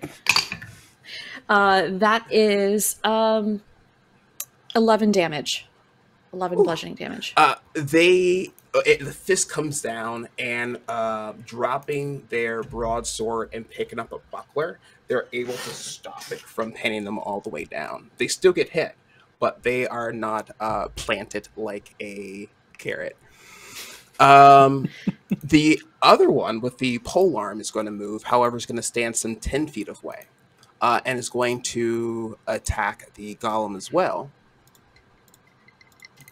With a 16 to hit. 16 does not hit. And the second attack, this also misses. Both glancing blows. I'm going to move to the 3 that were helping Farrell onto the cart. They are in the cart and starting to move away, leaving the rest behind with the other spellcaster running to get onto the cart. Bring it back up to we're gonna have the cats. So Toby, you're gonna go first. So this cart, definitely intact. I would like to take a rock from the ground nearby and catapult it into the cart at 2nd level. Toby Greystone. I see it. You're an earthbender. All right. That's why I have mold earth and Maximilian's earth and grass. Yes. It's a dex save for the cart. A dex save for a cart. I am going to need a roll from you and a roll from me. The roll I need for you is give me a spell attack. A spell attack, which is just my proficiency bonus, right? On top of int. Yes, please.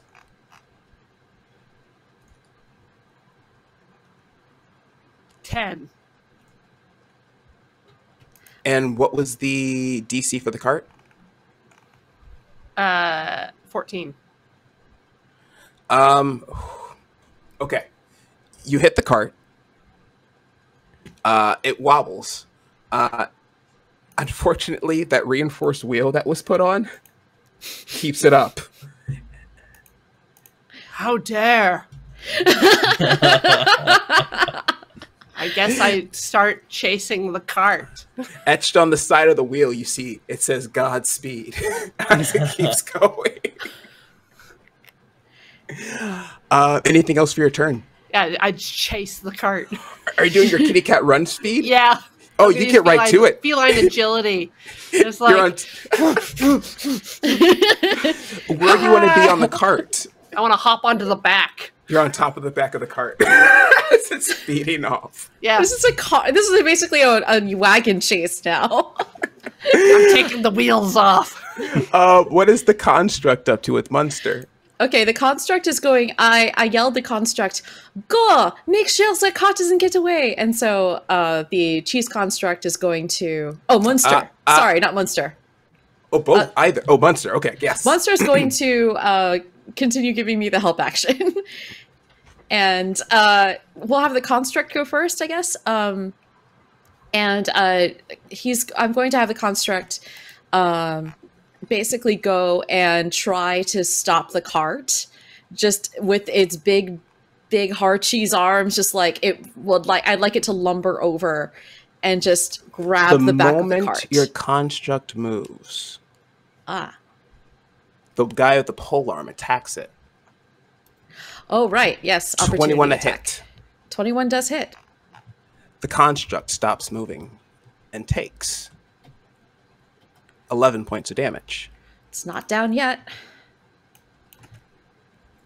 Anything else for the construct's turn? Construct still can't move, right? Or can construct move? They have 0 speed for the rest of this turn. Okay. Oh no, fondue pork. So that's what the construct does. Heidi is going to see that this happens, and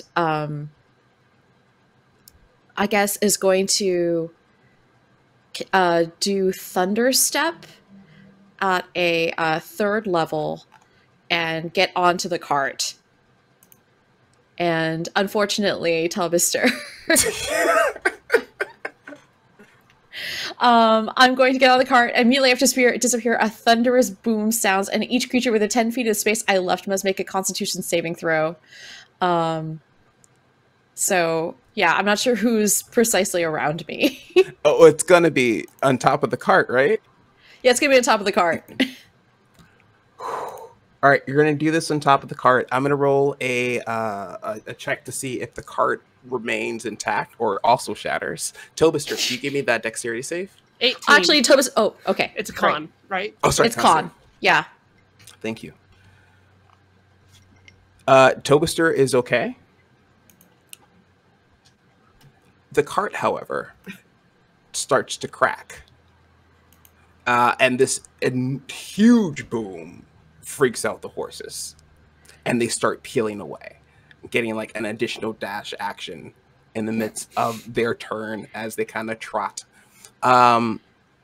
Here's what's happening inside. You see a bluish hand reach out from underneath the undercarriage, and a red hat following underneath as they climb on to the driver's seat, push the driver off, and hop on to the cart as the rest falls back. Here's the thing. As a reaction, Tobister, no, your movement 0 because you're stuck on the... Yeah. You use your kitty speed. I did. All right, so you two are now on the cart, and the horses and Farrell have broken off. Still in range, but separate from the cart. Anything else for Heidi's turn? Okay. Let me see what else I can do. I think that's everything I can do. For now. We shall see. All right. Okay. Crane. Okay. So there is the mercenary with the polearm. Mm-hmm. There's a spellcaster. Mm-hmm. Who else? Did everyone else run away? The 3 helped Farrell onto the cart. They were in the cart, 1 driving, 2 in the back with Farrell. Mm-hmm. The 1 spellcaster that was trying to run away, that was behind the cart. the one who dropped the broadsword, who has the buckler now underneath the cheese construct, and the one with the polearm. They're all still there, with the exception of Farrell, who is currently on the getaway with the 2 horses in a broken carriage. Gotta stop Farrell.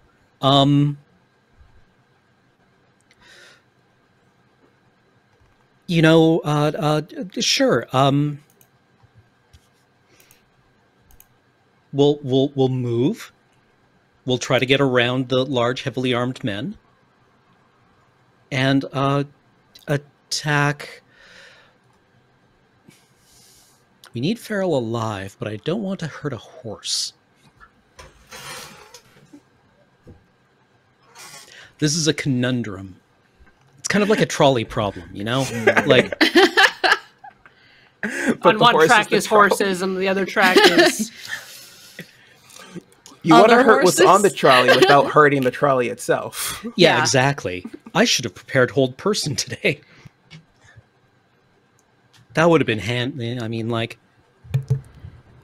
foresight is not, this is, the results of this are really going to haunt, guiding light on Farrell. What level? Let's just hit him with 2 die, as a second level. So that's 5d6? 4, I think. Guiding bolt's a first level or second level spell? It's a first level spell. At second level? No, at first, sorry, I'm going to cast it at first level. Gotcha. Sorry. Sorry. Don't apologize. You want to murder someone, go for it. Oh, I don't like this. Actually, could I just hit him with this is too much damage for a fancy man. I'll just hit him with Sacred Flame. Too much damage for a fancy man. Sacred Flame, okay. Make a dex saving throw. Okay. You can see the target. You're targeting them. A dex saving throw while they are sitting, but they are moving while they're sitting, still at disadvantage. Like in 14. Oh. That hit. That's the save DC.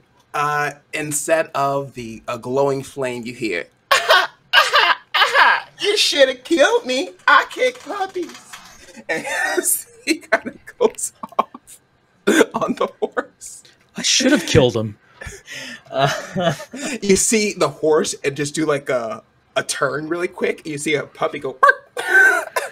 Did he Tokyo drift around my spell? Yes, he did. He just did. It's into a puppy.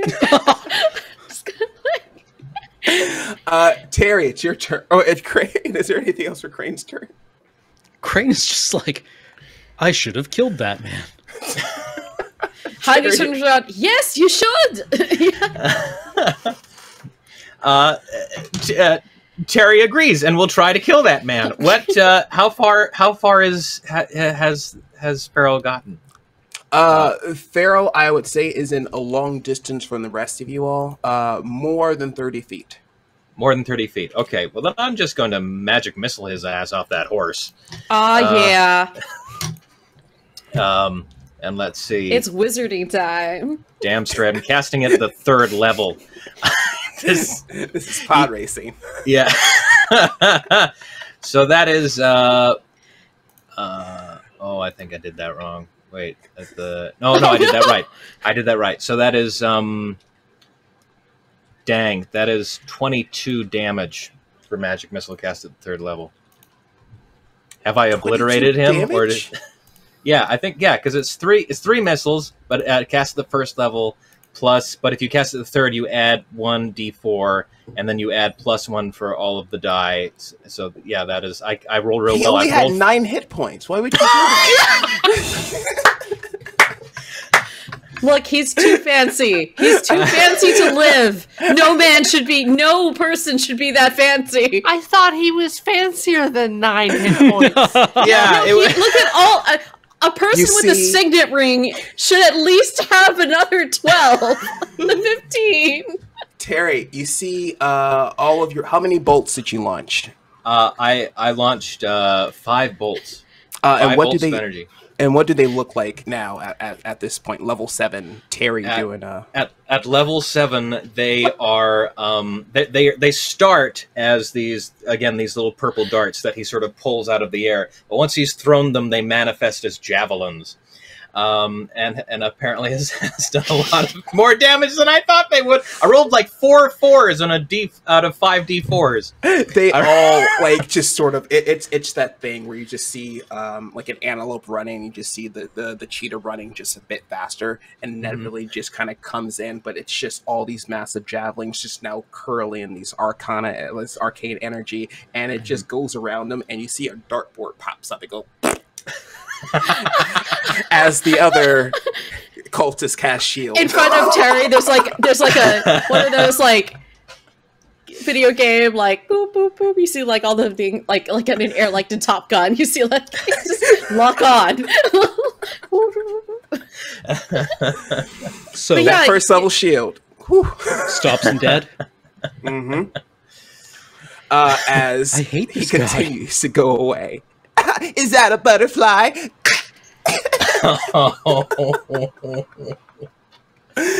Top of the round, you see the cart head off.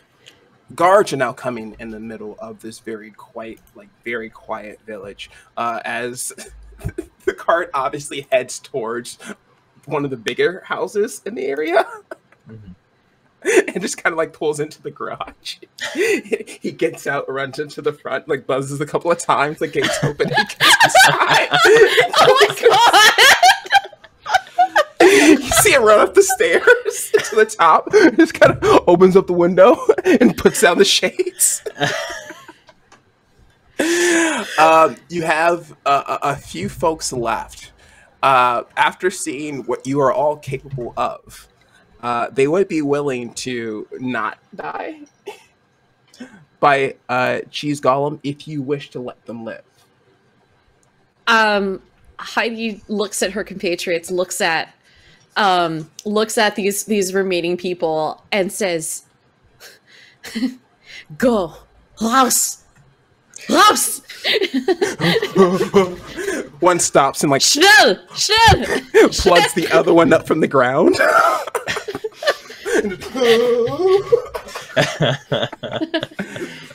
And at this point, Heidi just climbs up on top of her cheese golem and is like, extends a hand to anyone who also wants to get on top of the cheese construct. Terry does. Terry climbs up there and climbs on top of his head. We're on like a little wizarding cheese tower. It's like the end. It's like that scene with like the end of the two hobbits, Merry and Pippin. It's a cheese end. Yeah, except for Tobistar, who is like, I see my prey. Just like full feral, like, oh no, this is to the like front door, like buzzing the bell. Like, this is the angriest cheese tower. Wizarding cheese tower. Your massive cheese construct, voiced by Vin Diesel, walks yes to I am Gouda. I am Gouda.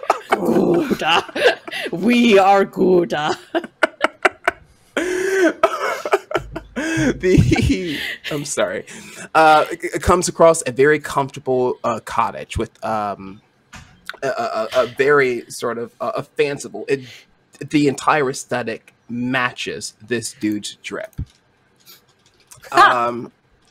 It doesn't seem to be that fortified, and there is a bigger place nearby. During this time, I use Arcane Recovery to recover my 4th level slot.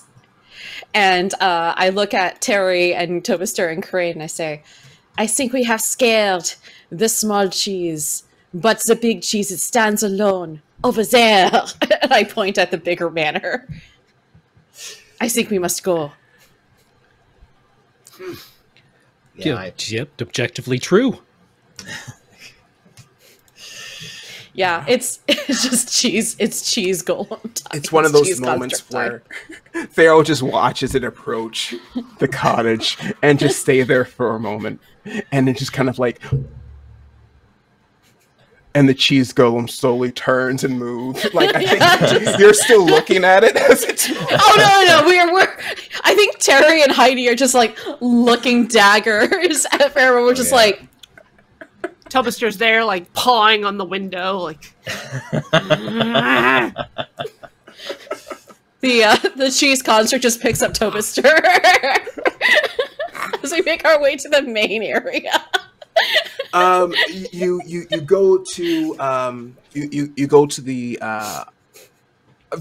main house, which has this huge tower, and everyone now is coming out, and everyone's just kind of like seeing what's happening in their small countryside village, and then the guards are like, I don't know, one person got buried right here, another person got chopped over here, and like we haven't seen this much violence since all those people got turned into werewolves. There's a lot of werewolves around here, by the way. Anyway.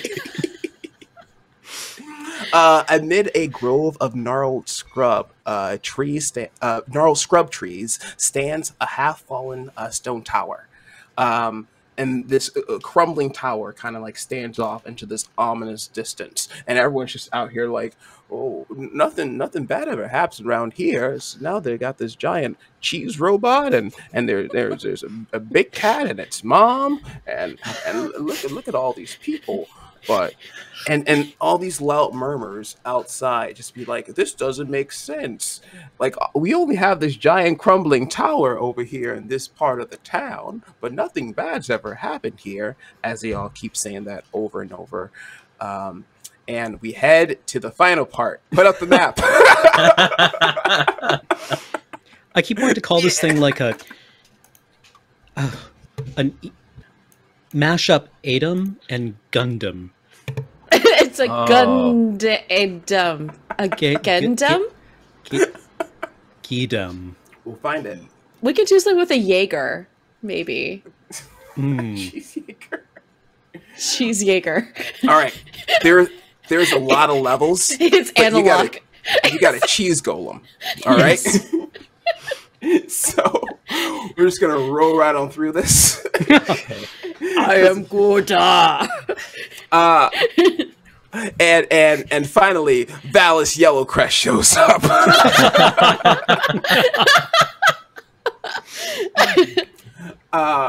Outside the dark chapel. It's a very compact tower.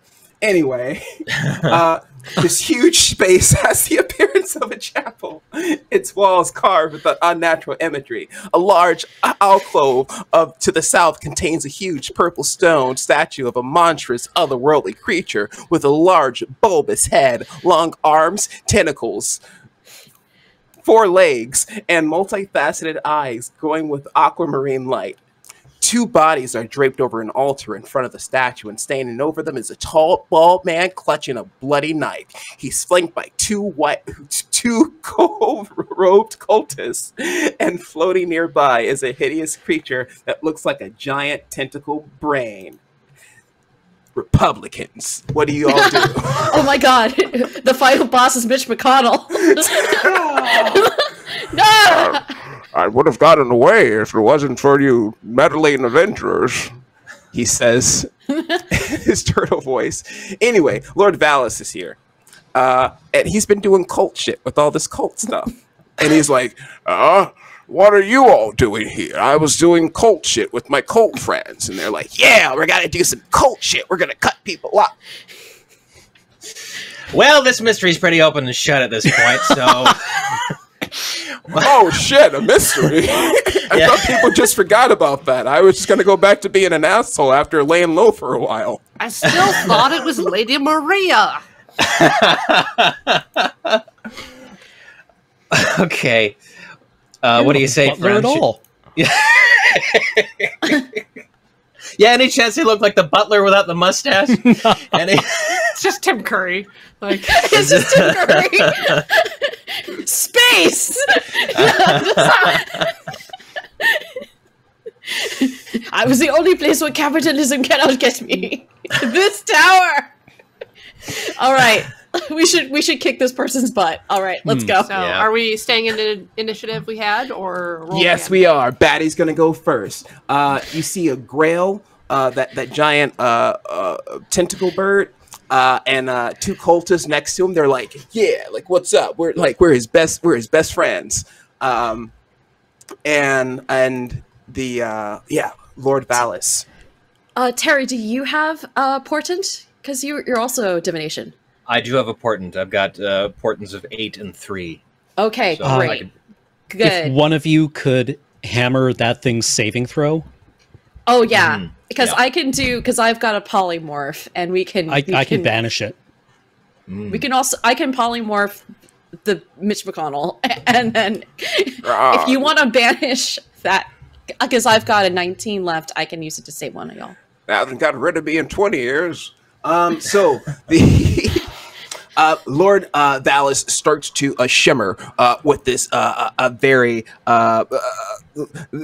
obnoxious golden light as it sort of starts to hex around him in a fortified light way. You have the cheese golem too, and that's still an advantage too. All right, cool. The two cultists next to him, they also start doing some magic stuff, and they these are different. These are different. They charge you all. Who would be closest out of you all? I think that the cheese golem would be first, right? Like, would be in front of all of us, because the constructs there are to basically be a tank until it collapses, until it crumbles. So we can be behind the cheese construct if you want. They run out, see the golem and the cheese construct, and they stop. And they look at each other, and they smile. Let's see. I'm going to make 2 attacks on Toby, 1 on Terry, as 3 cultists sneak out from behind you all. Okay. Toby, first attack, 15. 16. Misses. Second attack, 16. Hits. And that is going to be 1d4 plus 3. That's going to be 5 points of damage to you. Can I shield? Yes. Reaction. Just a flash of light comes between me and my attacker. Intercepts Terry, it. 19 a hit. What sort of damage? This would be dagger damage. Dagger damage. So Terry's going to use his ghost tattoo magic and is going to go incorporeal as a reaction and takes half damage. So how much is that? Did you say? Rolling the hit, 19. 3 points of damage. So you take 1 point of damage. Okay. And he's like, gnome.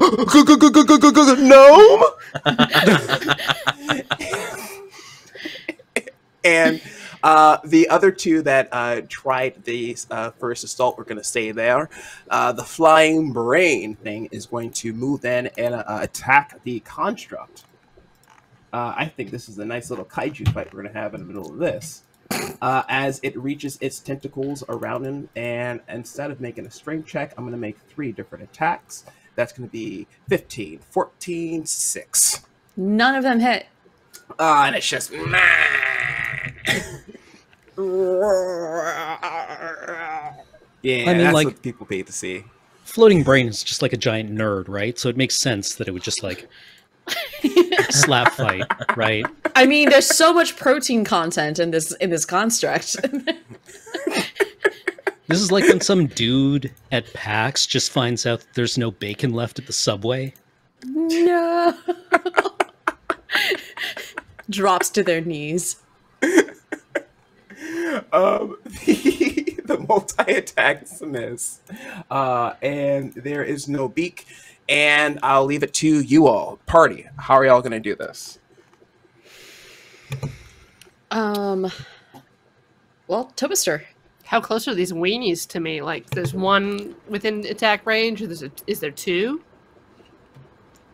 within melee? You have 2 not that far away from the construct, which is now has the grail in front of it. There are 3 behind you all within melee of the 4 of you. Yes. And then we have long range, the Lord themselves, Mitch McConnell. No, the three that are behind us are mine. Tobister turns around. They're mine. They're mine.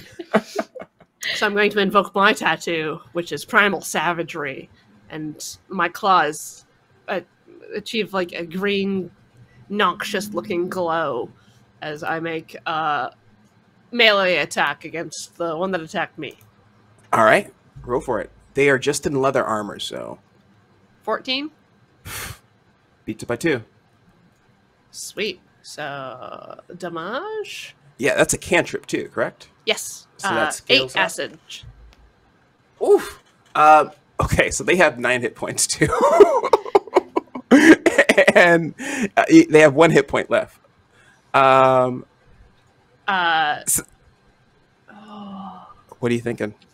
Because I wanted to flurry of blows. I wanted to spend a key point to do move it. on to another target. But Do it. yeah, all right. Flurry of blows. More primal savagery claws. Roll it again. Roll it again. All right, to hit. Same one or a different target? Different target. Cool. 10. Wait. For inspiration, do you add a d6 or are you re-rolling? Reroll it. Take the highest of the 2.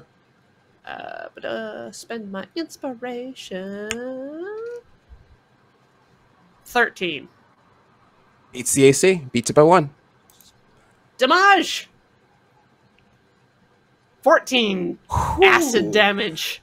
One of them just gets a nasty permanent, not a face tattoo, but more like acid to the face, and the other one just gets completely eviscerated. Yeah, and Tobister's just like, Cheese Golem, you will be next.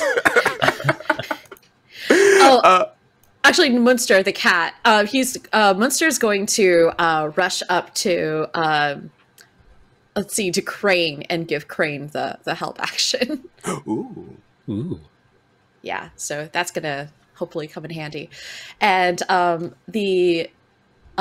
Heidi is going to, let's see, how far away is Mitch McConnell? I'd say about 40 feet away. And he's got a thingy going on, right? It's got a thingy going on, an entire ritual going off right now. Okay. Can I target him with polymorph is the thing. What's the range on it? The range is 60 feet. Ooh, yeah. I'm going to turn, Heidi reaches out a hand and then snaps her fingers and tries to turn Lord Ballast into, what's a good creature? Into a guinea pig. A turtle. To turn him into a turtle. Thank you very much. Wait a minute. And can I use my portent on that saving throw? Well, not if I'm gonna. What is it gonna be? It would be a 3. That means he fails it then. Yeah, it does. That means he's a turtle now. He's a turtle now. I can't do anything if he's a turtle. What? Is it just like Bamf turtle, or is it Bamf. like no? yeah, Concentration- I'd like to see a moment of shock on the turtle's face, at least. It's like, okay, duration is concentration up to an hour. The transformation lasts for duration. And keeps going until the target drops to 0 hit points or dies. And it assumes the hit points of its new form. Okay. One moment. Not as a reaction? Okay, I can't do that as a reaction. All right, yeah, he's a turtle. None of these are reaction spells. And Heidi wipes her hands on her apron and says, hopefully that will take care of all of this mess, and just sort of looks at her cheese construct.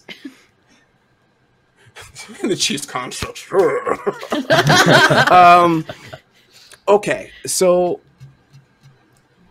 who's next, Crane?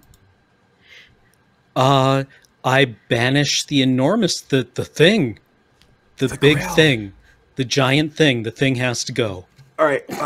What's the? You have to leave charisma now, sir. That's a charisma saving throw, isn't it? Yeah, I believe. Yeah, it's charisma saving throw. DC 14. 14. All right. Well, it's -1, and I just rolled 17. Oh man. So it says no. I'll try again tomorrow. Comes back. I'm back. We have some unfinished business, sir. And Terry. Terry doesn't like hurting animals, but this particular turtle needs to go. So he's going to make some turtle soup, and he. Wait. Can you use Mage Hand to Don't interrupt people's turns. No, it's all okay. Go for it. I'm sorry. No, I kind of like that. I would like to cast Mage Hand, just a cantrip. Best to just take out a cult leader with a cantrip. Is going to cast Mage Hand to pick up this turtle and just spike it into the ground like it's the last touchdown at the Super Bowl. What's the range of Mage Hand? Range of Mage Hand is 30 feet.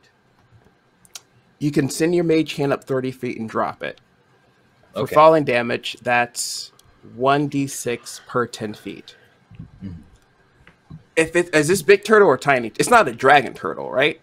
No, I'd say it's like a 6-inch turtle. So it's not going to have more than how many hit points? 1? Turtle HP. Can you give me 3d6 damage? And if it beats 3. Okay, so that Mage Hand, that purple spectral Mage Hand, picks up that turtle and drops that turtle all the way down for 15 damage. 3 d6s. It takes the damage. Heidi, can you read me the rules for polymorph? Polymorph. The transformation lasts for the duration or until the target drops to 0 hit points. So Mitch McConnell's back. Is he whole? The target assumes a hit. When it reverts to its normal form, the creature returns the number of hit points it had before it transformed. If it reverts as a result of dropping to 0 hit points, any excess damage carries over to its normal form. It hurt a bit, yet starts this next round first. Oh. As Mitch McConnell. I was just going to suggest to have it flip on its back. and just wiggle there. But this works. I'm sorry. I misunderstood what the spell did. I thought I could just kill the turtle and it would... Terry's bloodlust ruined it for everybody. It's like how you could just burn a book. It'd solve everything. Ha ha ha! They yell. You foolish fools! You thought you could put me away, but instead you made me even more righteous in what I mean to accomplish. Each and every one of you will fall before as I activate this. How much psychic damage would you take from this monologue? Everyone make a wisdom save, DC of 15. No. He tries to activate the second part of the ritual. The other cultist, the ones behind you, or the one remaining behind you, bails out. The Grail, still fighting the construct. We are going to use this very mystical coat underneath the dude. Starts to shimmer and shine as he starts to fade away. Yes. Oh, does counterspell work against this or no? What's the rules written for counterspell? Okay, I'm going to do it at a 3rd level. I attempt to interrupt a creature. If it's casting a spell of 4th level or higher, make an ability check. The DC equals 10 plus the spell's level. It is not casting a spell, it's activating a wondrous item. Okay, that's a whole different bag of chips. Which starts to allow them to shine in dazzling hues as they all disappear in beams of sparkling mist, leaving only the Grail and the construct with you all in the tower. Not this time, fools. I set this up. You hear? As you all remain in the tower with an angry Grail, and it attacks the construct again. Multi-attacks, 2 attacks with the tentacles. First one, 22 to hit. That Second hits. one, 17. That hits. Make a DC 11 Constitution saving throw. For the construct? Actually, I take that back because it cannot be poisoned or paralyzed, correct? Nope. Cool. Make a DC strength check. It has a +4 to strength. But I'm guessing a nat 1 doesn't do it. It is restrained by it, and it takes a total of 24 points. It is down. Gouda is down. The Grail crushes it with its brain tentacles and goes, squawk, squawk, state rights, as it moves over towards the rest of you all. Leaving that the only thing left, it's you four. What would you like to do in your turn? Toby is first.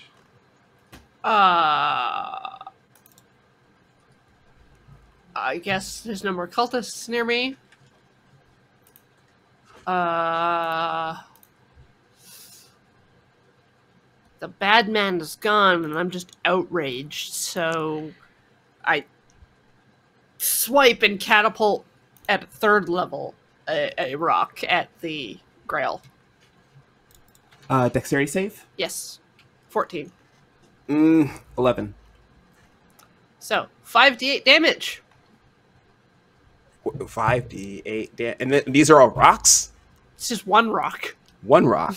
It's a big rock. The rock and the object it hits in its path take this damage. So the rock also disintegrates with 22 points of damage.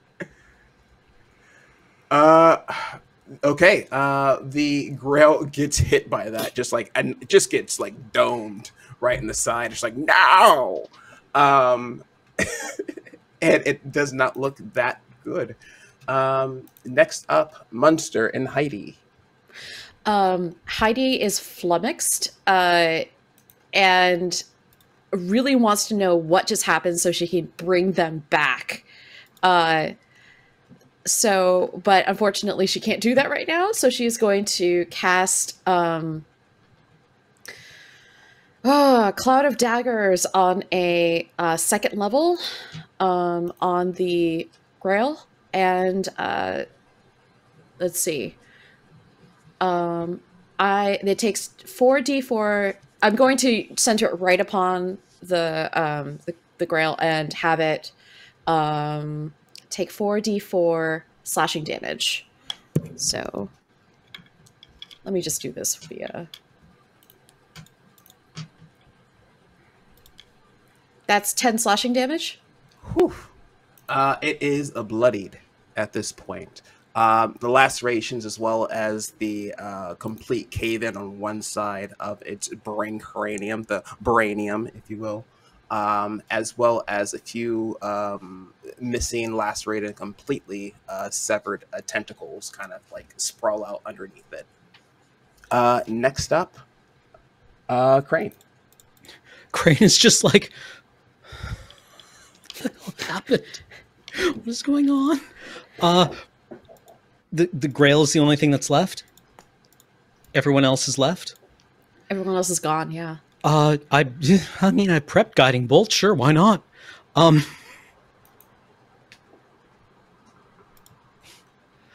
Crane's had a rough day. He's going to cast this as a 3rd level spell.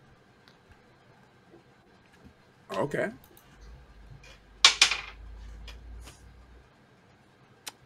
That would be a 1. Can you repeat that, please? That would be a 1. Armor class is not 1. That is not it.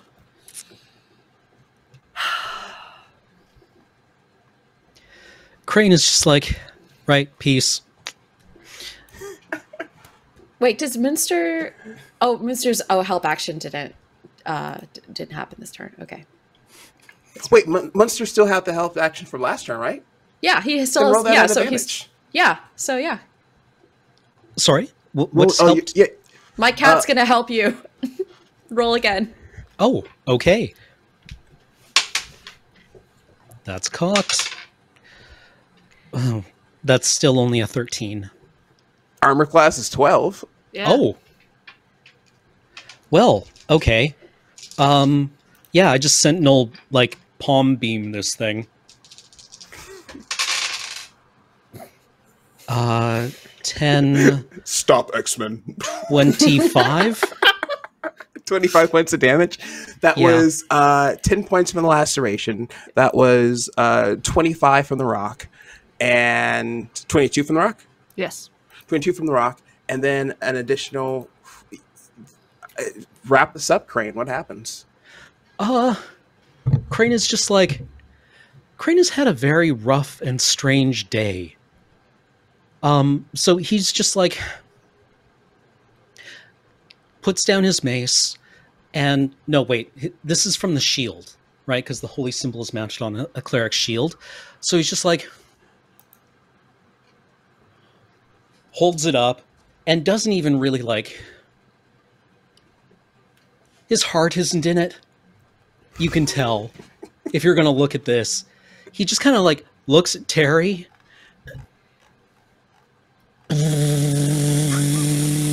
and just rasters the beam, like, top to bottom.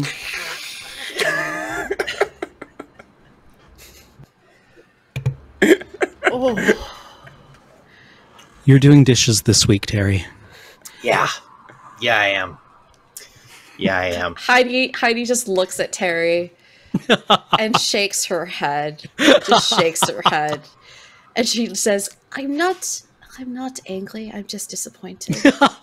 I'm sorry, Andy. It's fair. It's I'm also absolutely fair. disappointed. I'm going to be hearing that elf laugh in my head for months. Oh no, he didn't leave. We can still beat him up. Oh no, he teleported away, didn't he? Oh Yeah. no. Oh, He's gone. Like, all right. Wait, was that a laugh? I thought it was a cough. I think it was a laugh. It was It's like a laugh. It's a laugh. It's a really it's a shitty nervous laugh.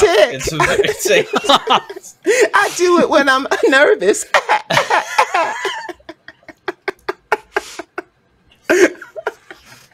So, yeah, yeah, that happened. The grail is dropped. On the altar where Lorvalis was preparing this ritual that is now incomplete, still sets the display of the two victims, sort of just sprawled out.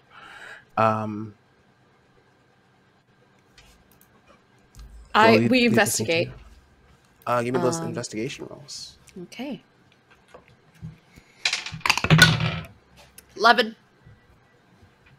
13. Okay. 5.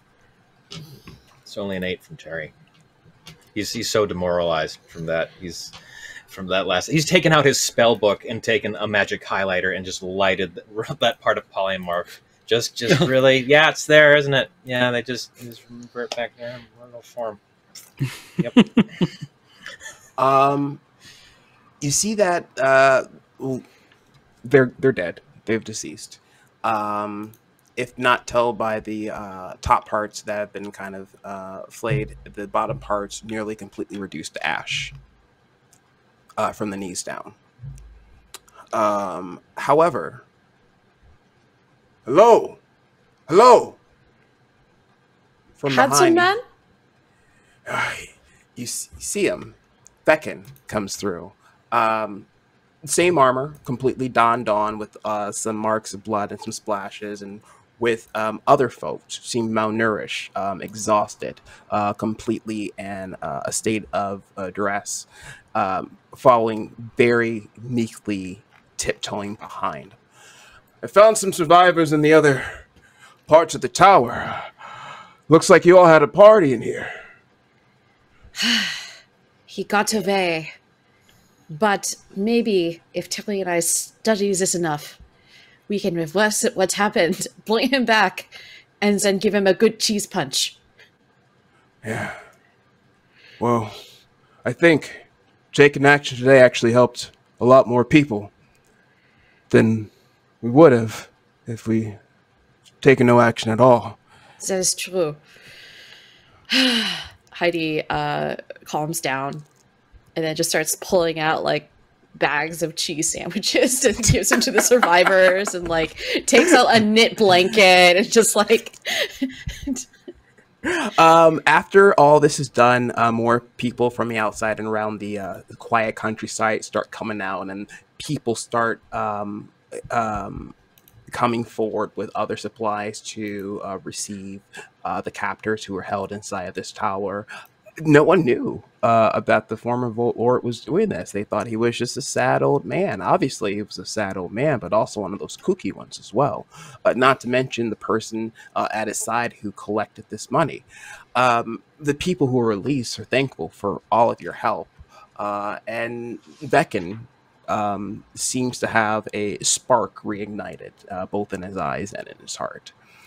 From all the notes you've gathered from the rituals and the cults that were being taken place, you're able to figure out that no one else in this area knew about the magic being practiced. And there is also no other records to show how it can be redone, performed again, or recreated in any way. You can all pretty much assess based upon your expertise in the field and working very close either with magic yourselves innately or through practice, that the threat of this particular cult in this area has been completely erased. You can all return to Candlekeep with good faith in that. we ride sadly back on my goat. To Candlekeep. So we're gonna lie to Sarah, right? Oh yeah. Okay. Oh yeah. Okay. How can you be satisfied with this? I am not satisfied. We will find what happened. I will devote my second Tuesday afternoons to figuring out how to do this. After I drop the kids off a kickball, I will devote time to study how this happened, how we can get them back, and we will get our revenge, Torbister. Yes. The moment I return to Waterdeep, I will let everything be known. Reports will be made, and people will be held accountable. This is true. We should have everyone be held accountable. In the meantime, I like Heidi and Terry are like studying the various effects of polymorph and also whole person and like how do we do all this good? What's going in Terry's brain too? Terry is trying to find a good way to spin this to his new boss. Not a great thing, not a great first impression to make to Randall Keith's replacement. And just on the way back going, are we going to have to burn that book? Are we going to actually have to burn that book?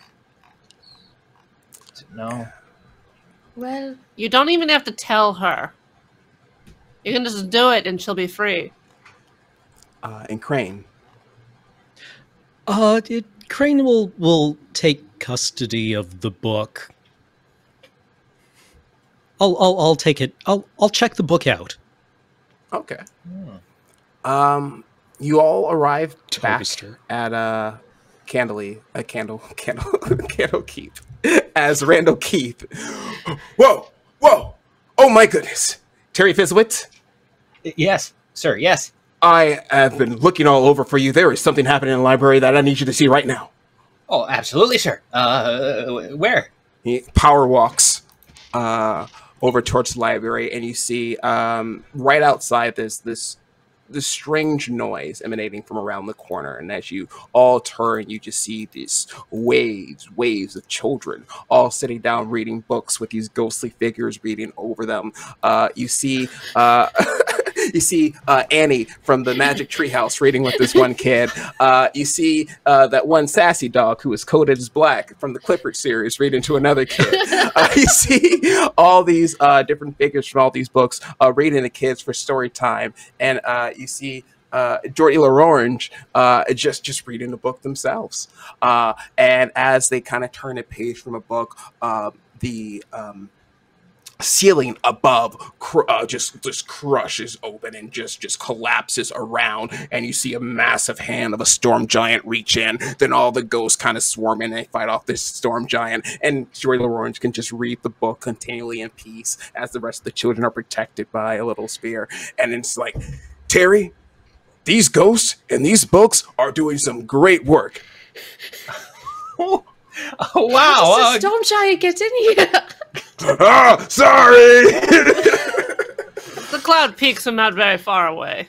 Oh, I see. Well, I'm glad story time is going so well. You know what this means? What? Someone's going to get a promotion. And he starts looking at all of you. Goes to Crane, then to Toby, then to Greystone, then to Heidi. And he puts a little a medal on Terry over your other medal for your new title. And it says the Medal of Redundancy Titles. Good work, Terry. Keep it up. Oh, thank you very much, sir. Thank you. What a mixed day. He swiftly power walks off. And there's a child that kind of comes up to Crane, and they tug on like your robes. Yeah. Excuse me, sir. This is for you. And there's a book with a note inside of it. Open the book. Read the You note. pick up the book. Feels like a regular book. You open, and the note falls out, and you can catch it. And it's done in the same type of wavy words of Sarah. And it just says, thank you. And you look back at the cover in the book, and it's the same diary.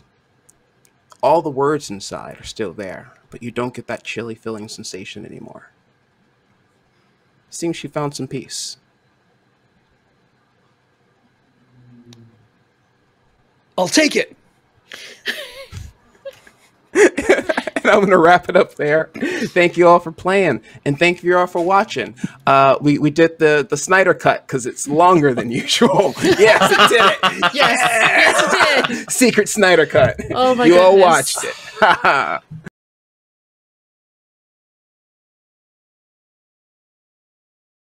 Call to rescue. Yay! Hey everybody! Oh, that was man. The feral. I was watching chat, and the speed run of character introduction to everybody hating them. All it took, he didn't even have to say anything. All it took was like one little laugh, and everyone's like, "Oh, that guy." No. Get him. Yeah, we skipped. Okay, there was a fight on the way to Waterdeep. There was an entire dungeon run in the tower. There was a tower in town, by the way. But hey, we did it. Oh, Fabulous. there's a retribution arc? Hold on. Anyway, if you like this book and others like them, you can check them out at your local library.